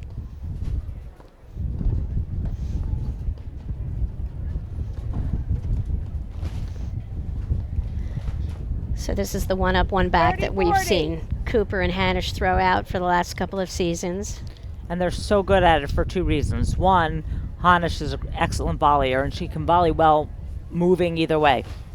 And if you get it by her, that's fine, except Cooper is exceptionally good at keeping drives low, and she'll catch you if you try to come in behind a drive like that. You think you have the advantage, and you're going to come in, and then the ball's going to go right by you. or you're going to have to hit a terribly hard volley in transition.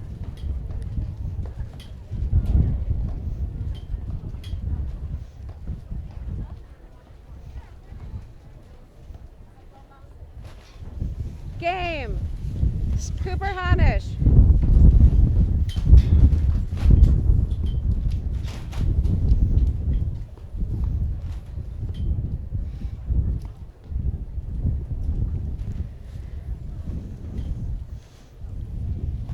We talk about who it's important to get an early jump start.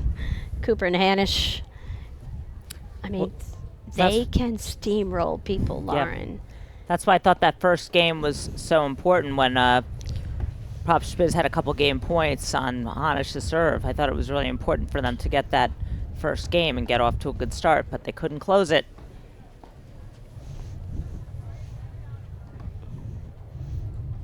Right, and for them to pull this out, they're going to have to capitalize. Every time they have an opportunity like that, they're going to have to convert. Good lobs by Heather. You see she's pulling her opponents out of the service box.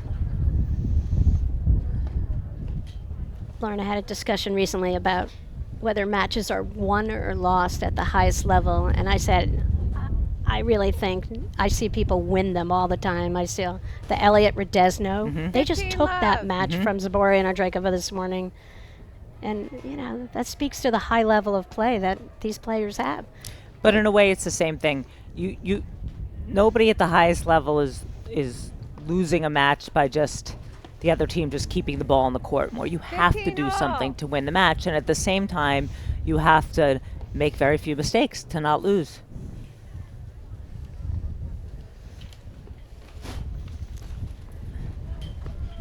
Prop and Spritz did win a tournament this year. They won the Hunsdale Women's Challenge. They were third in the Midwesterns, where they did lose the match to Cooper Hanisch we spoke of. Charities, they finished third. Yeah. They lost semis to Andreikova and They had a big win there. They beat Darda Shea at Charities. Yeah, in the quarters. That was a huge win for them. Last year in Nationals, quarters, Brazova Shea. 1540. 1540.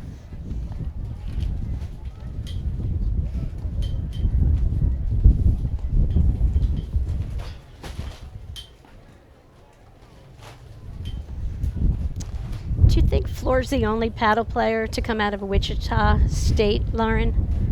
That I don't know.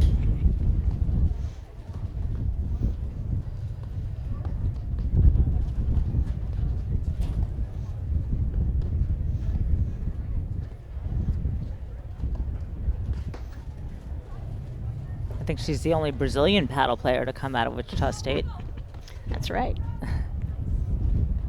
So that's what I mean about getting caught in transition there. That's just a losing proposition.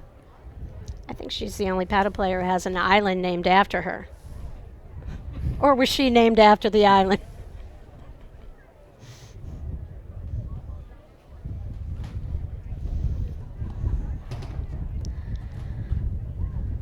Okay, so we're in Heather Prop's head right now, Lauren.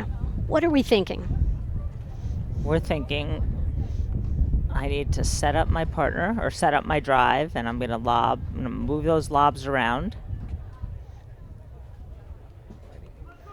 and try to create an opportunity for my team. Deuce.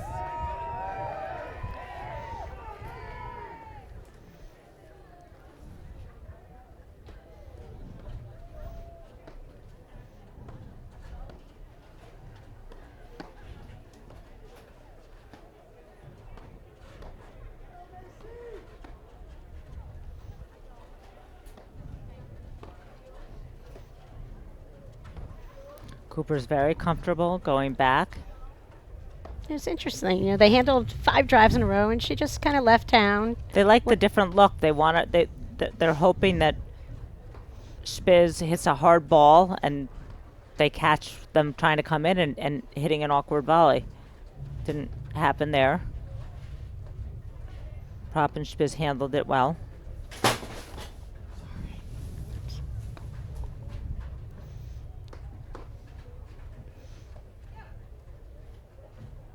You know, something I was thinking about, and right there, you know, again, Advantage Prop Spitz. we talk about what a good lobber Hanisch is. Annika Cooper has improved her lobbing, I think, a lot. Her game is really well-rounded. She's a hard worker, and she's always looking to improve. She likes to talk about, different strategies and what she can get better at, and she's a thinker. There's the game. Prop Spiz. Cooper Hanisch lead 2-1 in the first set. The Viking Extra Duty platform ball has been the #1 selling ball in the industry for the last 20 years. It is the official ball of the APTA, of the APTA Nationals, and President's Cup, and of the Grand Prix Tour. Viking Athletics is a premier brand, and the undisputed leader in platform tennis. Viking is platform tennis. But I think in that game, Patty, you saw that Prop and Spiz were willing to just grind it out. They're going to have to play long points.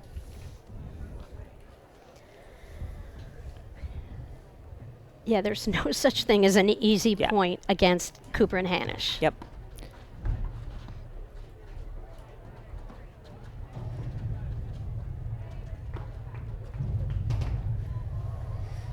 Love. Cooper was not in position to do that.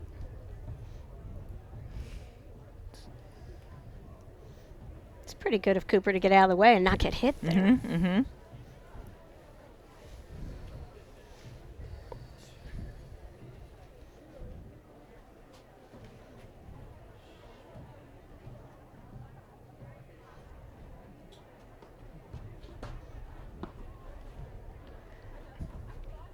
Kind of effortless change of position right up at the net there from Prop, just to go handle that first volley off the Cooper return of serve.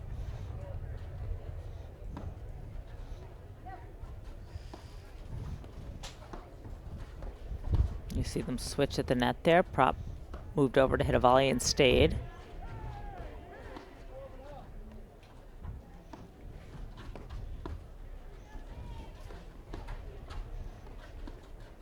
Good hands. Wow. Really good scrambling point from Wendy Spiz right there.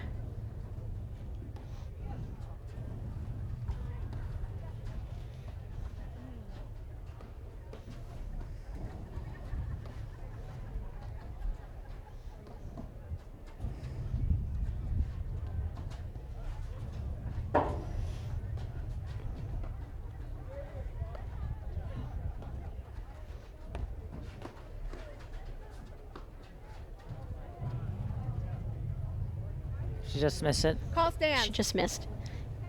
We often 15 talk all. about the Viking keys to victory, Lauren. We didn't really talk about that going into this, but Prop and Spiz have to lob well. I mean, it's the only way they're going to be able to open up the court and get the ball out of the reach, which seems endless when Cooper and Hanisch are up at the net.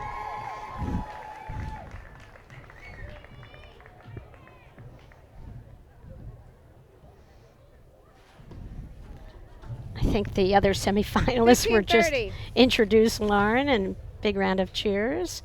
A lot of Connecticut representation here. All Connecticut. All of it on the other court. Jardachet, Elliott, and Rodesno. The winner awaits the winner of this. Okay, 30 all. all. Few errant lobs.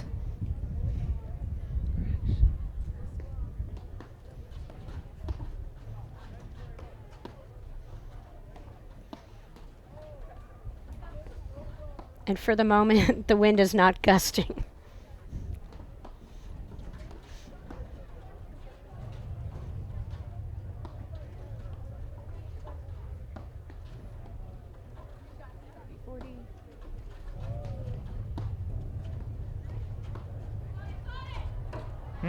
Great job. Great job volleying by Prop and 40-30. Spiz. They stood up there and took whatever they got.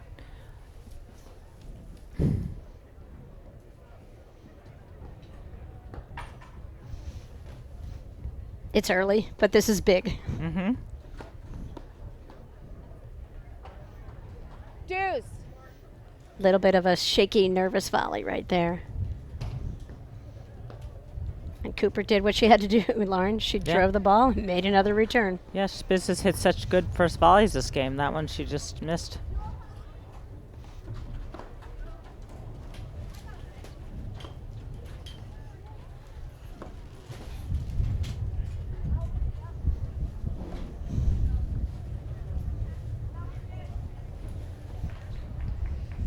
Advantage prop Spiz.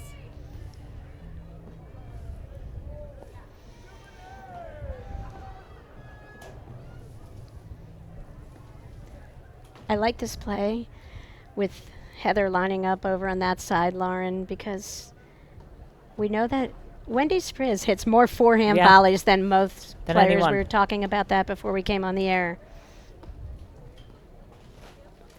And she almost prefers it. She's one of the she few favors players. it, yeah.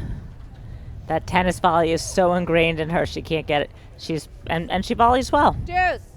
She does, as long as it's a high ball, she can kind of hang in there. But when it gets very quick and people are closing in, it is a little bit of a disadvantage at times. Yeah, well, that's why that's why you're supposed to hit that's backhand why. volleys. Your favorite. And Yeah. And you have to form a wall at the net and move as a team side to side. We saw that as Elliott and Radesno did it in their quarterfinal match win earlier that I was on. And if you're volleying forehands, it's hard to move as a unit with your partner from side to side. That's so true.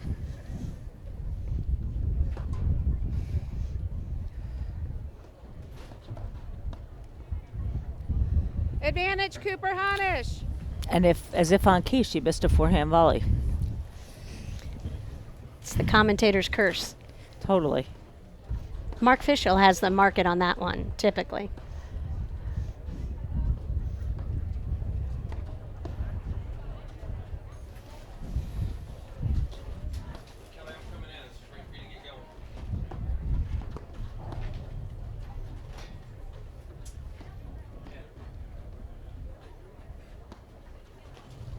Game, Cooper Hanisch.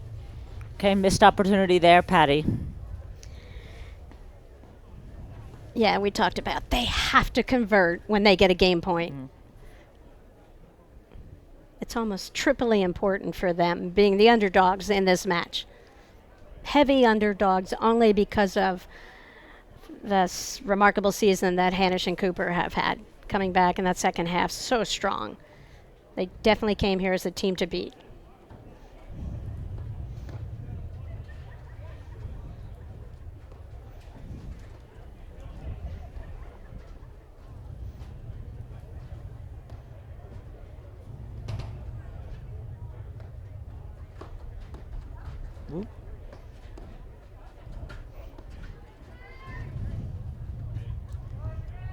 Really good measured drive from Fritz right there, Lauren. Made it really difficult to get that ball out off the screens. If she had hit it harder, too hard. Yep. would have been easy.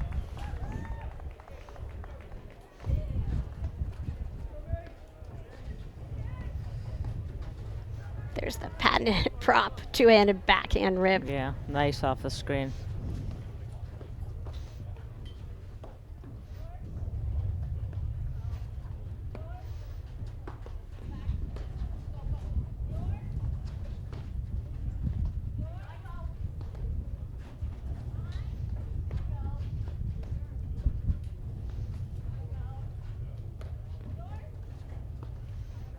Spriz is using the screens much more than when I've seen her play in the past. I've yet to see her play this season. So that's a really good sign for her team. Yeah, she plays the screens nicely. She totally can, but I rarely see her, give up a ball off the deck to play a ball off that screen, even on a straight back shot.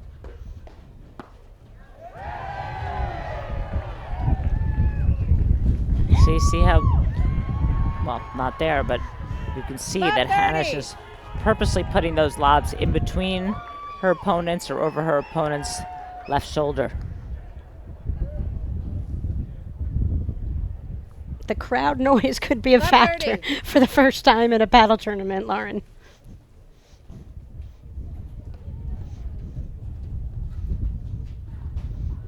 Ooh. Left 40.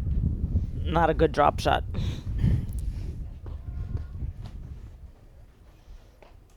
I always think it's a little more difficult to drop shot off a forehand than a backhand. That's what Cynthia Dardis does so well. She sets her backhand and hits that drop shot. It just dies.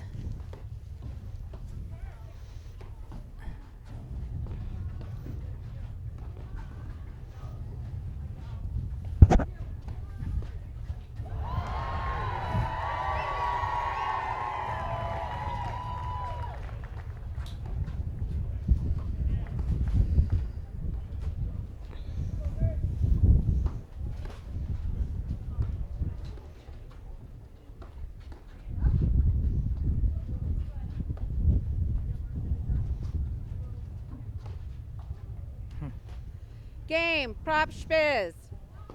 Prop Spiz are doing a good job. They look really solid. They're not making errors. They're volleying well. They're Cooper Hanisch leads playing well off the 3-2 in the back. First set. Yeah, they seem really patient and Yep. willing. They have a willingness to throw up a tremendous amount of lobs here in this match, which, I mean, we talked about that. They need to lob often and well in order to open up the court for their drives. You know, especially Heather. She does a masterful job at that. Very much like a Flora Hanisch, where she's not necessarily going to overpower someone with the pace of her drive, but it's a killer to volley when she's pushed you, you know, within a few feet of the baseline on the prior lob. She's one of these players where when she gets consecutive shots, I mean, her level soars.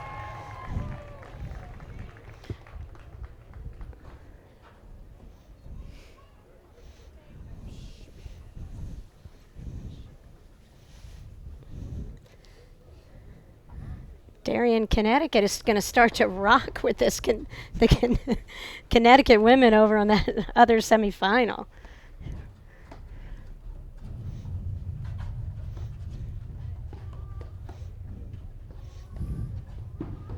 Love.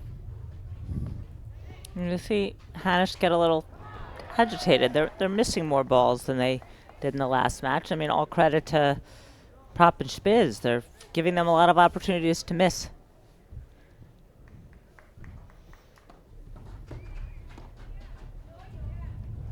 Lauren, did you do the earlier match with Morgan and Sakura? I did. And, you know, Morgan and Sakura were really disappointed in their play. And I said, well, that's the thing about nationals that's so different than any other tournament. You can never prepare for it until you've been in it. And this is their first year on the big stage as a team. And other tournaments, you know, feel a certain way. But nationals, you know, starting from a month out, it's just the anxiety and excitement builds around it. And then to be able to execute and have it come together is really difficult. And then you're up against the #1 team in the country. That even makes it more difficult. And then your level of play can spiral in the wrong direction. And you don't even know what hit you. 30-15. And Morgan and Sakura shouldn't feel badly. They did play a sloppy first set, and they got blanked 6-0. But they turned it right around. And they, I thought they were going to win that second set. They had some chances. They lost it 7-5, but they played much, much, much better.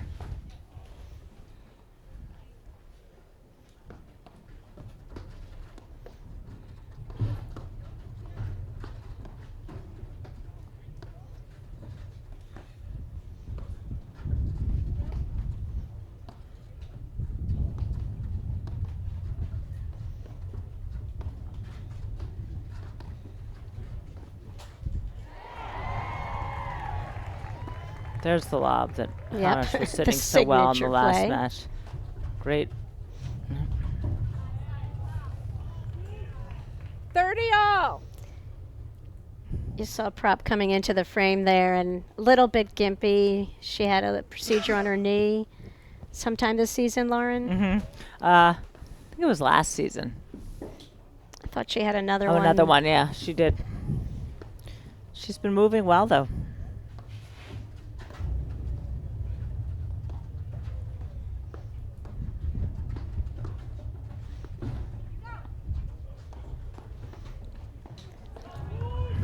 I don't think Spiz thought that was going over the net. Yeah, but that's the classic combination from Hanisch and Cooper. And you can't give Cooper that ball. You cannot give her that backhand to hit down on the deck. It's just, that's the one shot you can't hit. Right, you're better off dumping it up the middle because at least your partner can help you defend the net on the next ball. And Hanisch doesn't like her, Cooper doesn't like her forehand as much, and Hanisch rarely drives her backhand. So that middle is a much safer spot.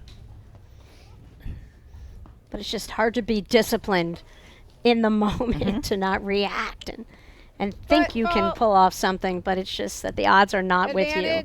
Cooper Hanisch. When you're pushed back in those deep lobs. I even found that at times you're almost better off letting that deep lob bounce. Just play it off the back screen, give up the net, because the moment you hit a short ball, you're dead. Game. There it is again. Cooper Hanisch. I like Cooper's forehand better than she likes it, I think. But she likes it. She'll hit it, but she loves her backhand. I mean, Right. she has an excellent forehand, but you're better off putting it deep to her forehand than you are letting her hit down on a backhand drive. Yes, so if you're propping Spritz, you just have to eliminate that Yeah. overhead. No to Cooper for the No rest down, of the match. up, overhead. If you want to hit it soft and deep, fine. If you want to hit it in the screen, fine.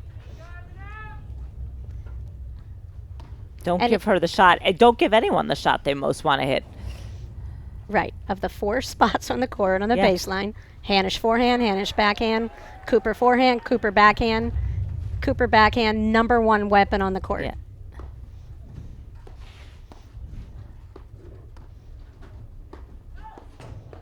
Love 15.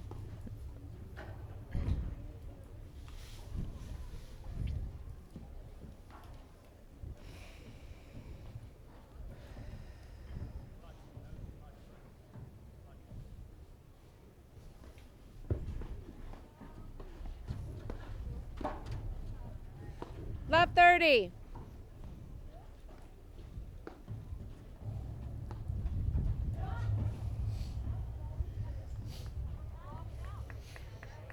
Lauren, there's action on all the courts here. Men's. What's coming up this afternoon, Lauren? What's the schedule here on the live stream? Well, after these 2 women's semifinals, there'll be the men's quarterfinals. So the 4 15:30. men's quarterfinals, all unbelievable matches later this afternoon. Half of them 4:30, and then half of them following that.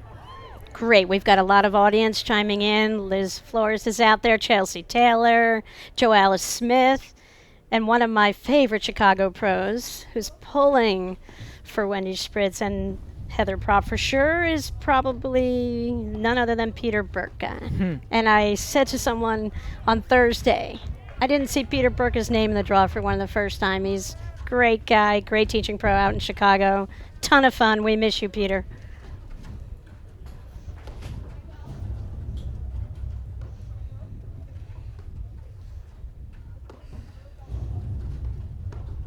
Yeah, I was gonna say that's not the 30 game all. Spiz and Prop want to be playing. They don't want to make the action go faster. If you don't hit that roller perfectly, you're just giving your opponent an opportunity to hit a ball from near the net.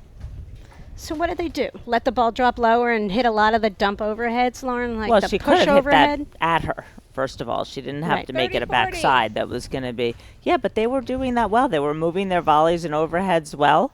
And they were... It looked like they were frustrating Cooper and Hanisch a bit.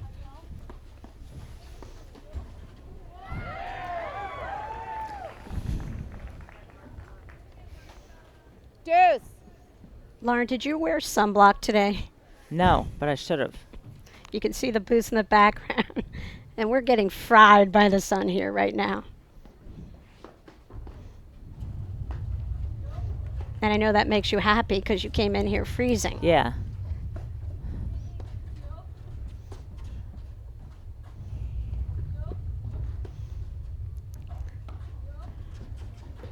I love in the backdrop, you see the full grandstand on the other side, packed in for the Connecticut women semifinal. Let cord winner for Cooper. Advantage Cooper Hanisch.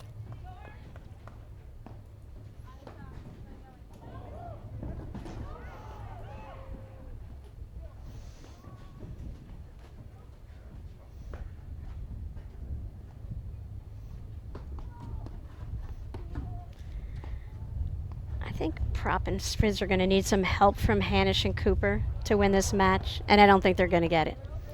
You know, it looked like they might. I mean, they missed... Cooper and Hanisch missed a few lobs and a Game, few Cooper drives, but Hanisch. they're looking better and better as they take a 5-2 lead. Beautiful Cooper forehand Hanisch drive leads reminds me of 5-2 Tonya in the Mangan, who first just set. chimed in to the live stream. Tony, we hope Caroline's having a better day. We gave her a shout out the other day. She had ACL surgery, Lauren. Ah. No fun. No fun. Great student athlete, plays for Fairfield. Great kid, of course, because she's Tonya's daughter and Tim's. Yeah, But the mostly stands, because she's Tonya's daughter. Patty, the stands look pretty full. The Nationals Committee here has done a great job, and the Carl Levenott and Tiernan Cavana and Jackie Cameron. I mean, they've just put on a great event, and people are so happy to be here, participating, both playing and watching. 128 men's teams, 128 women's teams. 7th game. I think about 400 volunteers. Yeah, feels like there may be more volunteers than players.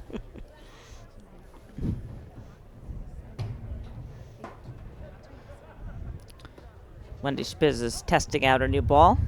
Here we go.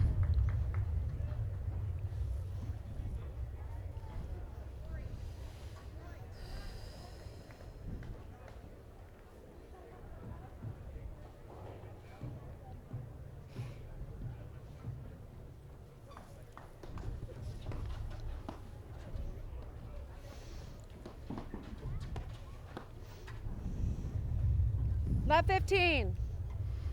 Lauren, it looks like the men's quarterfinals are set. Yeah, they're, there's one great match after another. The top quarter has 4 national champions in one match, Araya Parsons and Broderick Palmer. All good matches. The only unseeded team to make it through, Anderson Bostrom, who had a big win over Czerwinski and McNerney. Yep, they had a quarterfinal finish at Nationals last year. Didn't get to play as much. 15-30. Blake had a little bit of a wrist issue. And a baby. And a baby. The baby didn't impact his paddle as much as the wrist issue. No, but they played an outstanding match to take out, the super hot team of Czerwinski and McNerney.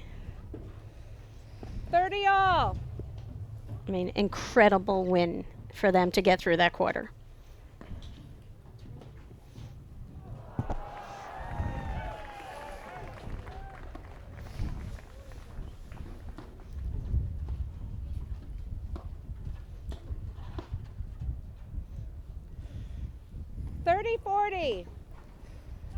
Prop and Spiz look a little dejected. They're going to have to find a spark here to get themselves going again.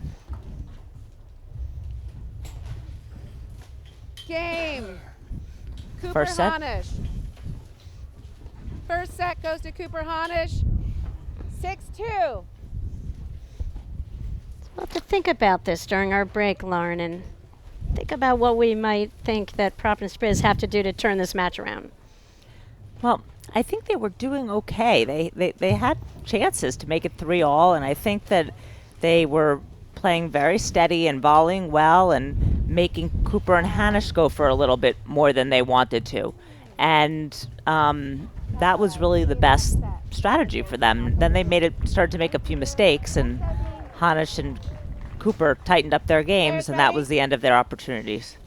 They need to channel their inner Mike Cochran. Scott Estes just chimed in from out in Ohio. Scott's a national champion with Mike Cochran, and they played fearless paddle. And I think right now, Spritz and Prop, they have to change it up. They've got to take some risks here. I think if they just go about and play a similar set, I just don't see Cooper Hanisch giving anything away here. 15 left. So I don't know what risks they can take that aren't playing into Hanisch and Cooper's hands. Lob a little bit better, Yeah, little that's higher. what they have to do. Get Lob some better, blitzing. Maybe come in off, blitz off of a really good low return of serve.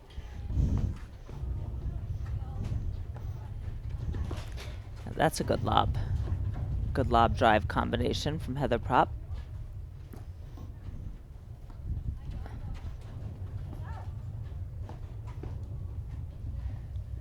Okay, 15-30. 15-30.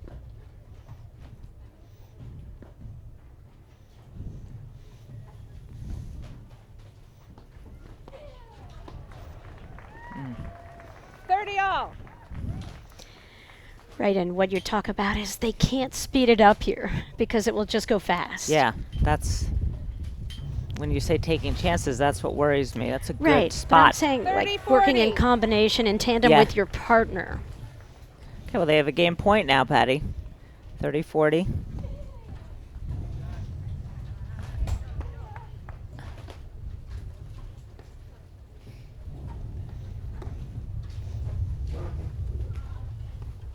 Ooh. Game. Prop Spiz.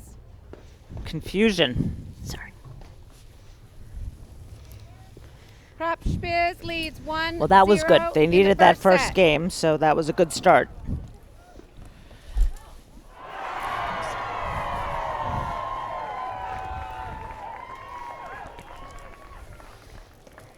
Yeah, you got to start somewhere, and you know, I just think it's that fine line. But what I'm talking about is you kind of work with your partner, and even come in with some set plays. Maybe take some return of serves, fire them right at the girl at the net. Yeah. Say, I'm going at floor, even though she's unbelievably good.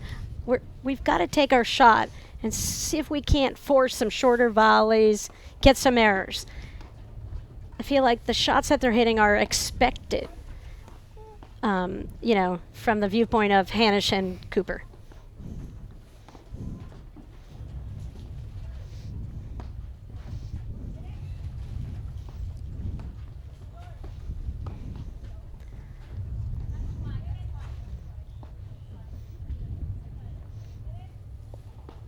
And Cooper, Left right there, 15. just identified there was kind of a lane open. There wasn't really a strong shift to their right from Prop and Spiz, and kind of caught Heather reaching on the ball. Kinda. Really caught her reaching.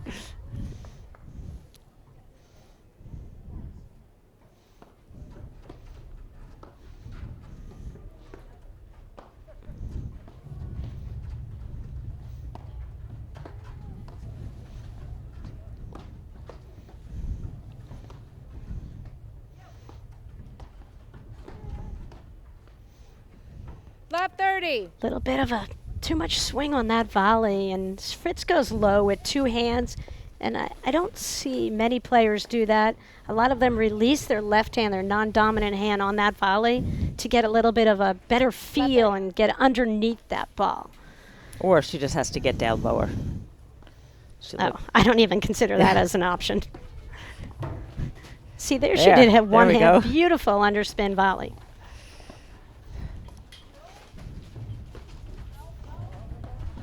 See, that's where Floor and Hanisch and Cooper love it. They had them both coming in. They had them Right. dead to rights in transition there. Prop had to throw up a high Yeah. lob there.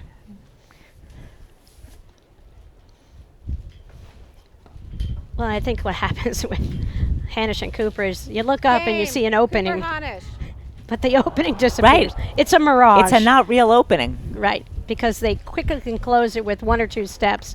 And when Cooper Hanisch first unveiled this whole one up, one back scenario, for a long time they won so many easy points because teams thought, oh, Cooper's staying back, I'm going to come in. But really that was just playing right into their hands. It took people a while to adjust, and then they did.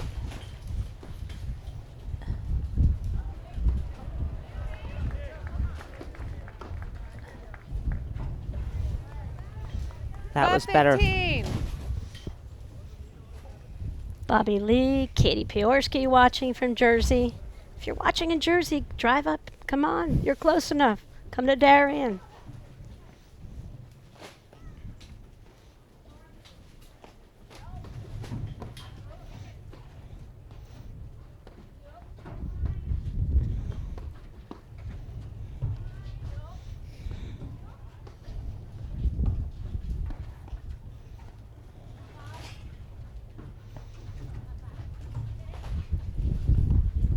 But you know, I think, especially when they have the sun to their backs and Hanisch and Cooper are looking into it,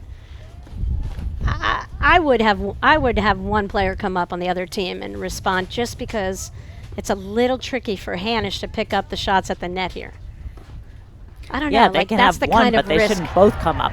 Yeah, that I'm thinking about. Yeah, Just yeah. because they're just so comfortable playing the one up, one back, and the sun is a huge factor. Well, just Left like you 30. said, Hanisch missed it.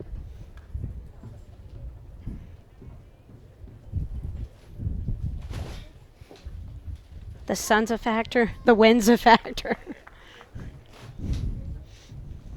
It's tough commentating and playing conditions.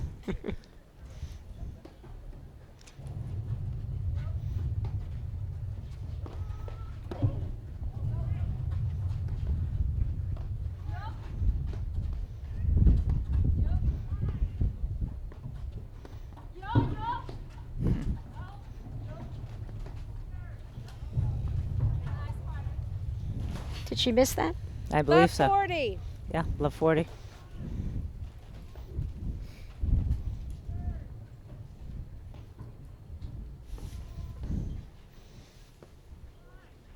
I don't know, maybe Peter Burka should chime in and from a pro's point of view, tell us what the Midwest women need to do here to turn this match around. Are you Well, they're there, about Peter? to go Shoot up me a to text. love. Nice cut dropper Game. from Spiz. They take a Prop 2-1 lead. So I like that. A little bit of a risky move, but I'm a big fan of the drop shot. We saw it a lot in the other in the women's quarter with Elliot Radesno in that match with Andreikova and Zabori, and I loved it. I mean, each team had these exchanges, and they kept, you know, the moment they saw one of the opponents really settled in back deep, Prop they didn't Spiz hesitate leads to just 2-1 draw them in on the a short second ball. set. I love the play. First set went to Cooper Hanisch. 6-2.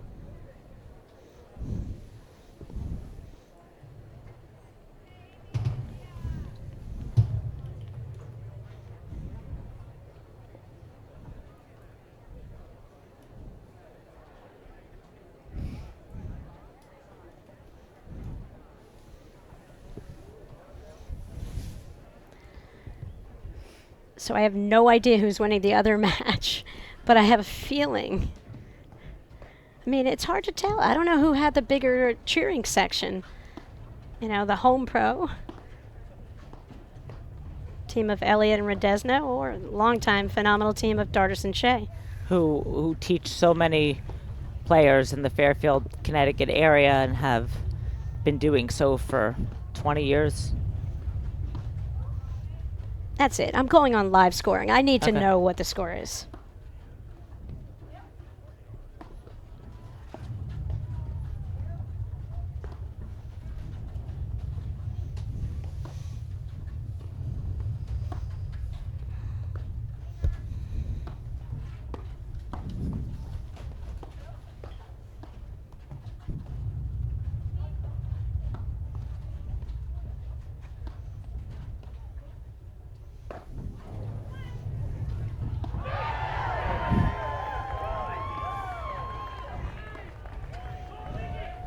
I think the big crowd is for Elliot Radesno, the vocal crowd.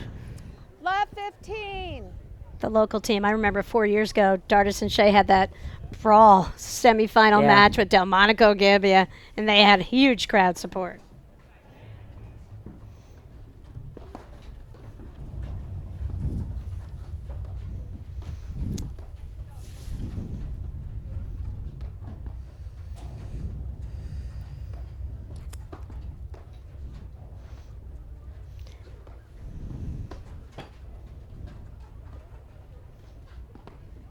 That's a good lob from Spiz.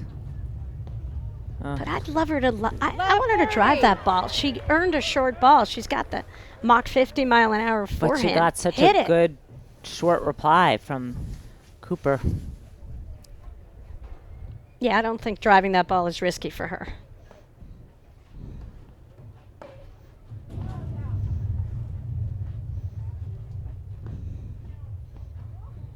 $15.30. 15-30.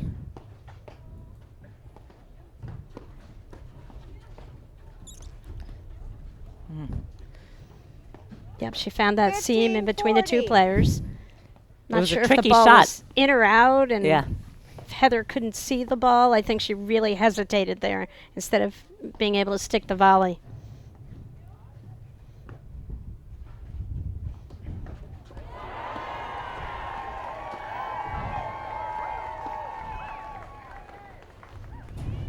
Nope. 30-40.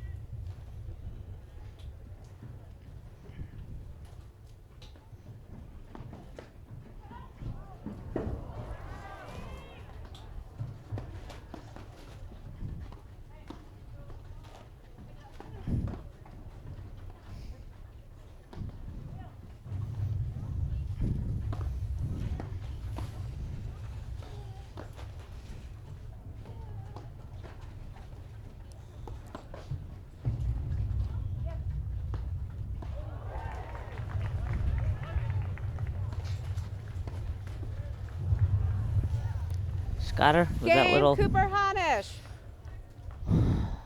drive.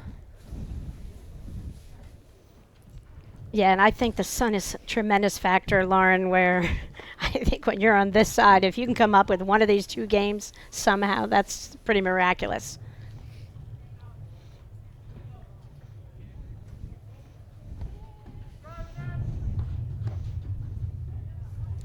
Love 15. So we got a score on the other semifinal. It's 4-1 for Elliot Rodesno. So that's what the big crowd, Yeah. the cheers were for. Yeah, I've gotten, I was on the 16 and quarter of Elliot and Rodesno, and they are a force to be reckoned with. They are so solid, and, you know, Elliot's the newcomer fairly, but she's the real deal. And Great her, drive by Wendy Spiz there. Perfect spot. Nothing that Cooper could do. I just saw Amy Shea clapped a ball. The fans loved it over there. All right, so 2-all, pretty critical time in this matchup. You're propping Spiz there. I think they do feel a little bit more comfortable. Yeah. I kind of feel like they have a little momentum going here, even though we're tied up. If they had won that last game, they really would have.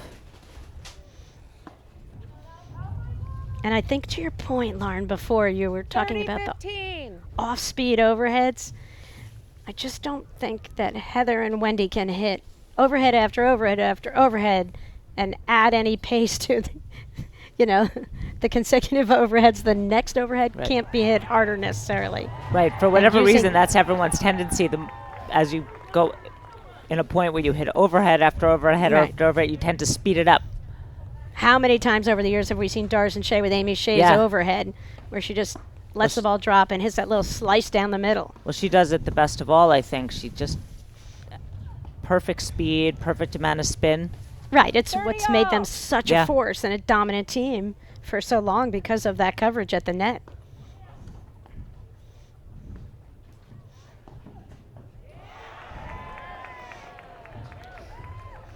And I think Cooper and Hanisch, very much like Amy Shea, it looks like you have them out of position, but they've got the 747 wingspan, and they just stick out their paddle and are patient on the volleys and, you know, never really rush.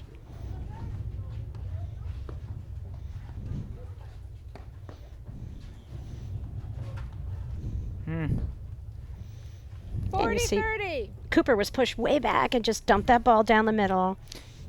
Spiz had her in all sorts of trouble there, but I think Fritz was a little indecisive Yeah, on she what couldn't she was decide going what to do hit. Yeah, off the screen.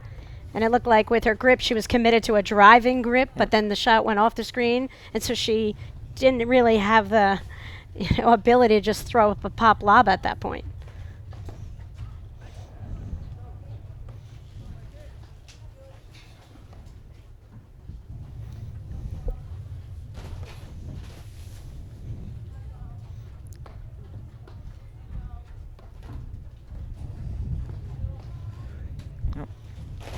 Game, Cooper Hanisch.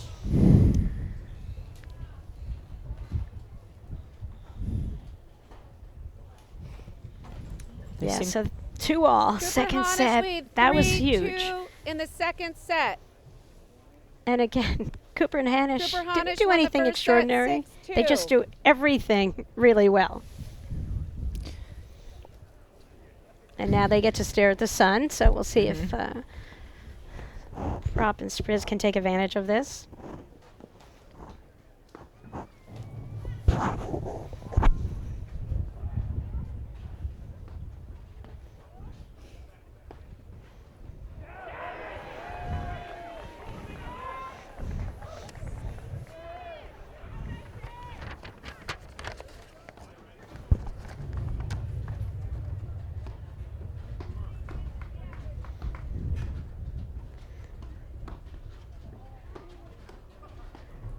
And Love again, 15.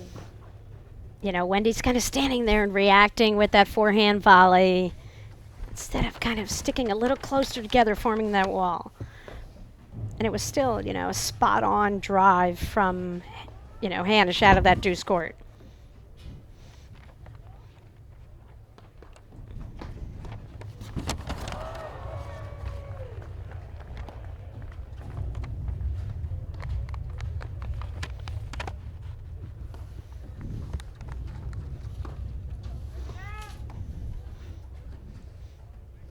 Shout out to our umpire, Margaret Green, up there in the chair.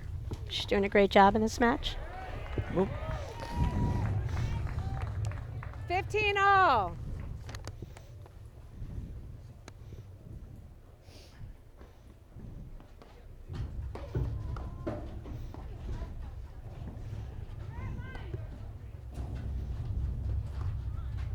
Oh. 15-30. Heather's been volleying so solidly, she just couldn't quite.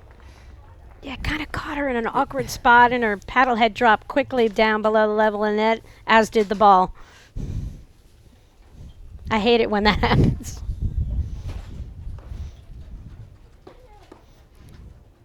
Good spot there. Try. 40. Whoa, perfect to the right hip. Yeah. You see, Heather's actually very good at getting set up with her backhand volley, but that's the spot where you want to hit because it's just so awkward.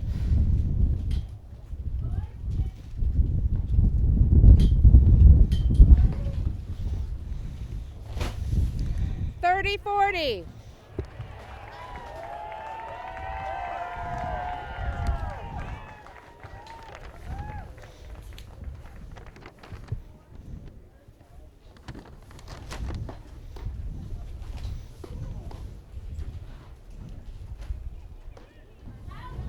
Nice roller into the net, but Cooper was there to help her partner. Good communication. Yeah.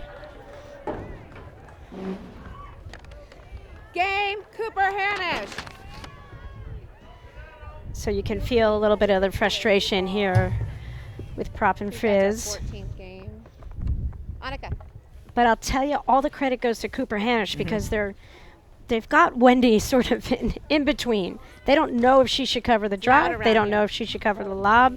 And, you know, that's because of their shot selection. So they've created a very uncomfortable volleying scenario for her. And it's hard to volley if you don't have your legs under, if you don't know if you're moving back or moving forward, and that's just what you want to do to your opponents.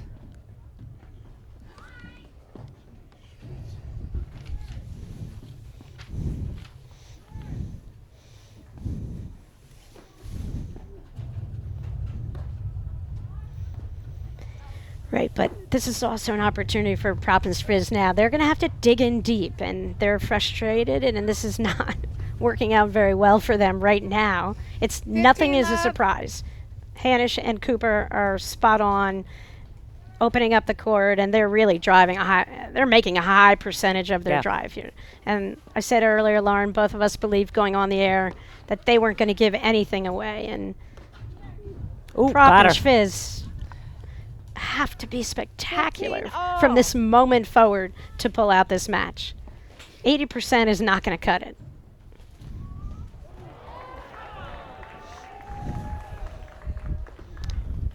I see Martin Bostrom, our semifinalist, is watching.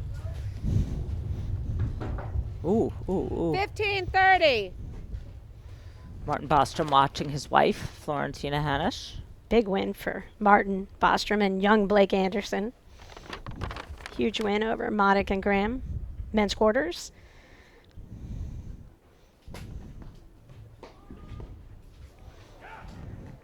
And I love the move there. Cooper and Hanisch are winning this match, have the momentum, and taking as much time as, that's their discipline as a team.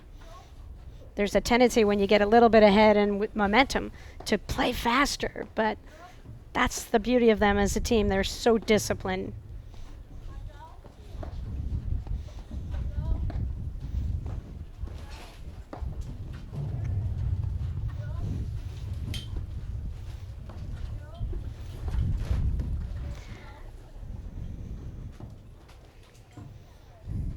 For Prop and Spiz, they waited 15-40. to come in at the right time. Now they have 2 break points.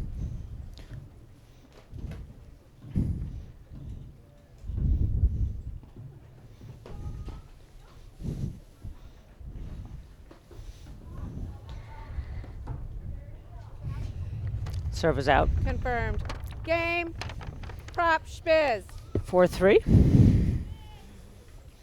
Cooper Hanisch leads 4-3 in the second set. So I love it. They're First fighting set went to hard. Cooper They're staying Hanisch, 6-2. close. I don't really see you know, any difference out here other than the discipline of Hanisch and Cooper. And they're just relentless in their consistency in every, you know, in their drives, in their return of serves, with their volleys, with their lobbing. But to Heather and Wendy's credit, they're only a game behind. First set doesn't matter to them. They're fighting hard here.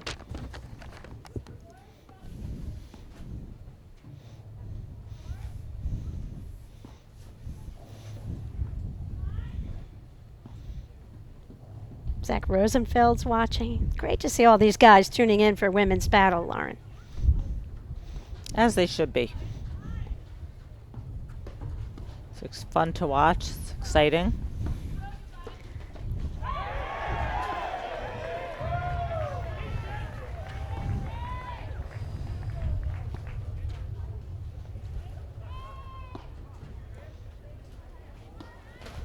Heard a big roar from the other semifinal. We'll see if we get an update on the score.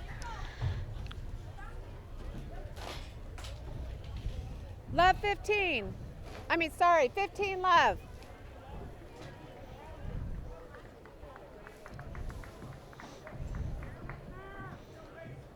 (5-2) Radesno Elliott. First set over Dardis and Shea. 15 all.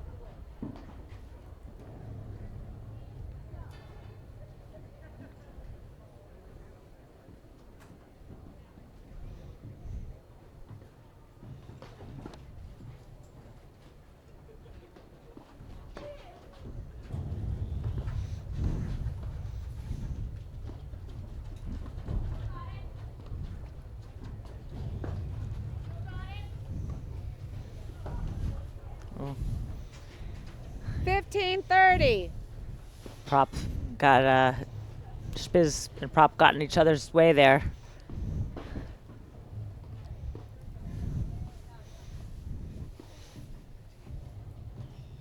Yeah, big return to serve opportunity right here, and Wendy stayed back. 30 Super Smart play. smart move. Smart play.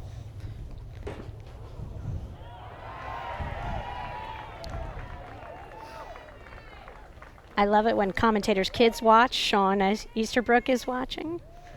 Maybe she's trying to find her father.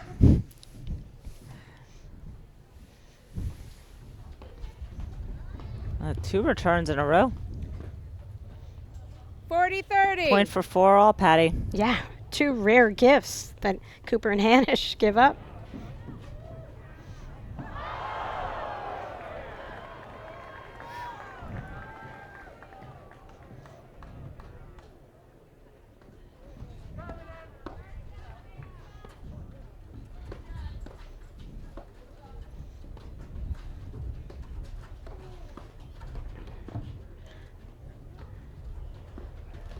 Good hands from Prop to come up with that shot.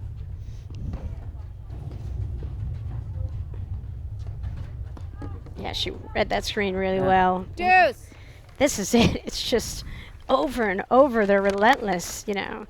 You make great saves, and all of a sudden you get the ball back and only have the next one fired at you.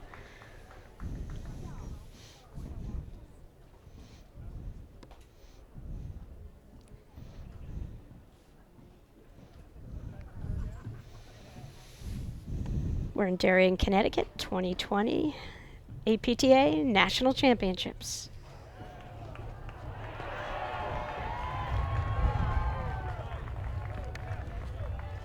Florentina, did you call the serve in? You said it was long. Okay.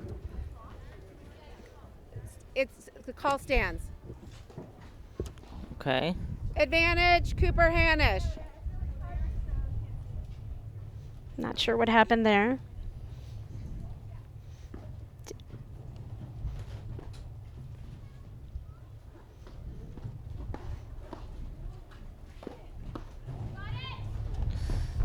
Tough. Deuce. Wow. You know, Hanisch and Cooper are not immune to feeling the pressure either. They want to get back to a national final, and so they're going to feel a little jittery themselves. Yeah, Annika knew she missed an opportunity there. Yeah. I thought she was going to crush that ball, and She went with a little off-speed ball that just kind of floated out in these windy conditions.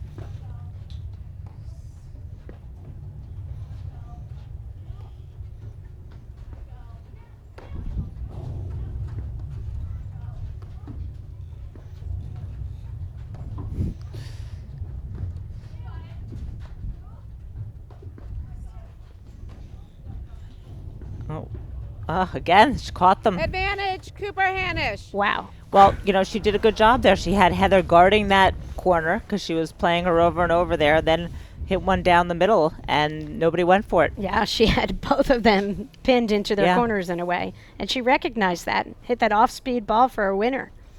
Oh. Way to come up with that one for interesting Spiz. contortion from Wendy Spiz.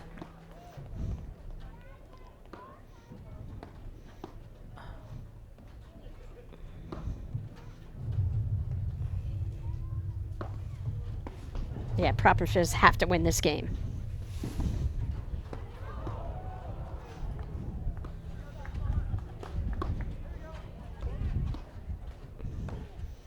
And they got the error.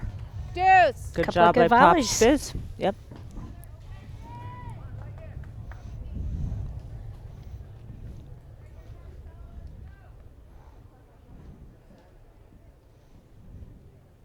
Hi, Don Kavanaugh, tuning in from Jersey.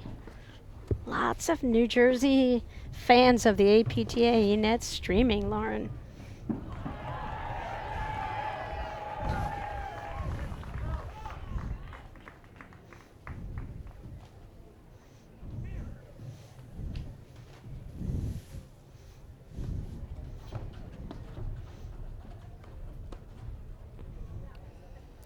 Advantage, Cooper I Hanisch. think Prop maybe didn't see that. I'll tell Floor's done that a couple times where Yeah. she just holds that ball to the last second, takes it up the line on Heather. Really smart shot. Off-speed ball. But she just prepares so early and gets, got Heather to commit looking for the middle ball. Yeah.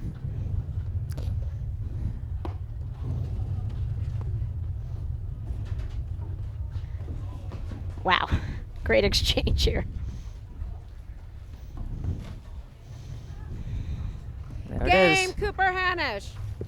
But it got fast, we want players. Cooper Hanisch leads We love those 5-3 in the explosive second overheads. set. Spitz lined up, had the ball she wanted, but it just created that athletic opportunity for Cooper that we've seen over in that ad quarter off her backhand. So no matter what, you just can't do that play. 5-15.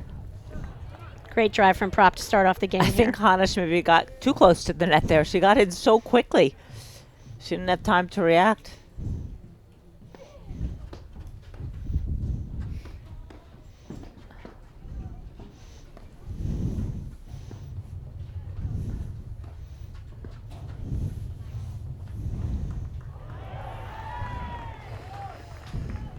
All. Shout out, we're going to Chicago for this one. Modic's wife, Morgan Czerwinski, is tuning in, watching the women play. Morgan, we love your husband. He is amazing. I shouldn't really say that on live stream. What a great guy, phenomenal paddle player. 30-15. All true. They're all phenomenal paddle players. 2 points from the match. 30-15.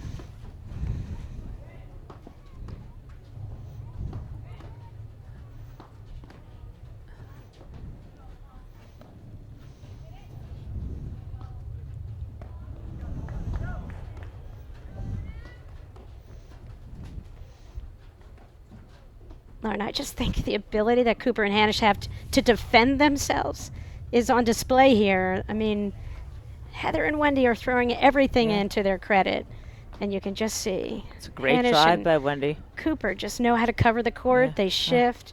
It's kind of effortless for them. 40-15. You saw Spiz hit some great drives in that point, but Cooper and Hanisch were up to the task. They made the volleys, and finally Spiz missed one. Now Two it's match match points? point.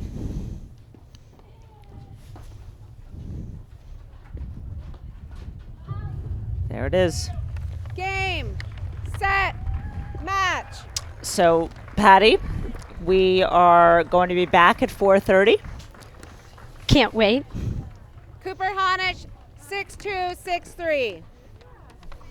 Actually, don't go anywhere. We're going to interview the winners of this match, Thank you. Nice match, ladies. Cooper and Hamish. We'll talk to them about their upcoming final and the match they just played. So we'll be back in just a minute with the winners.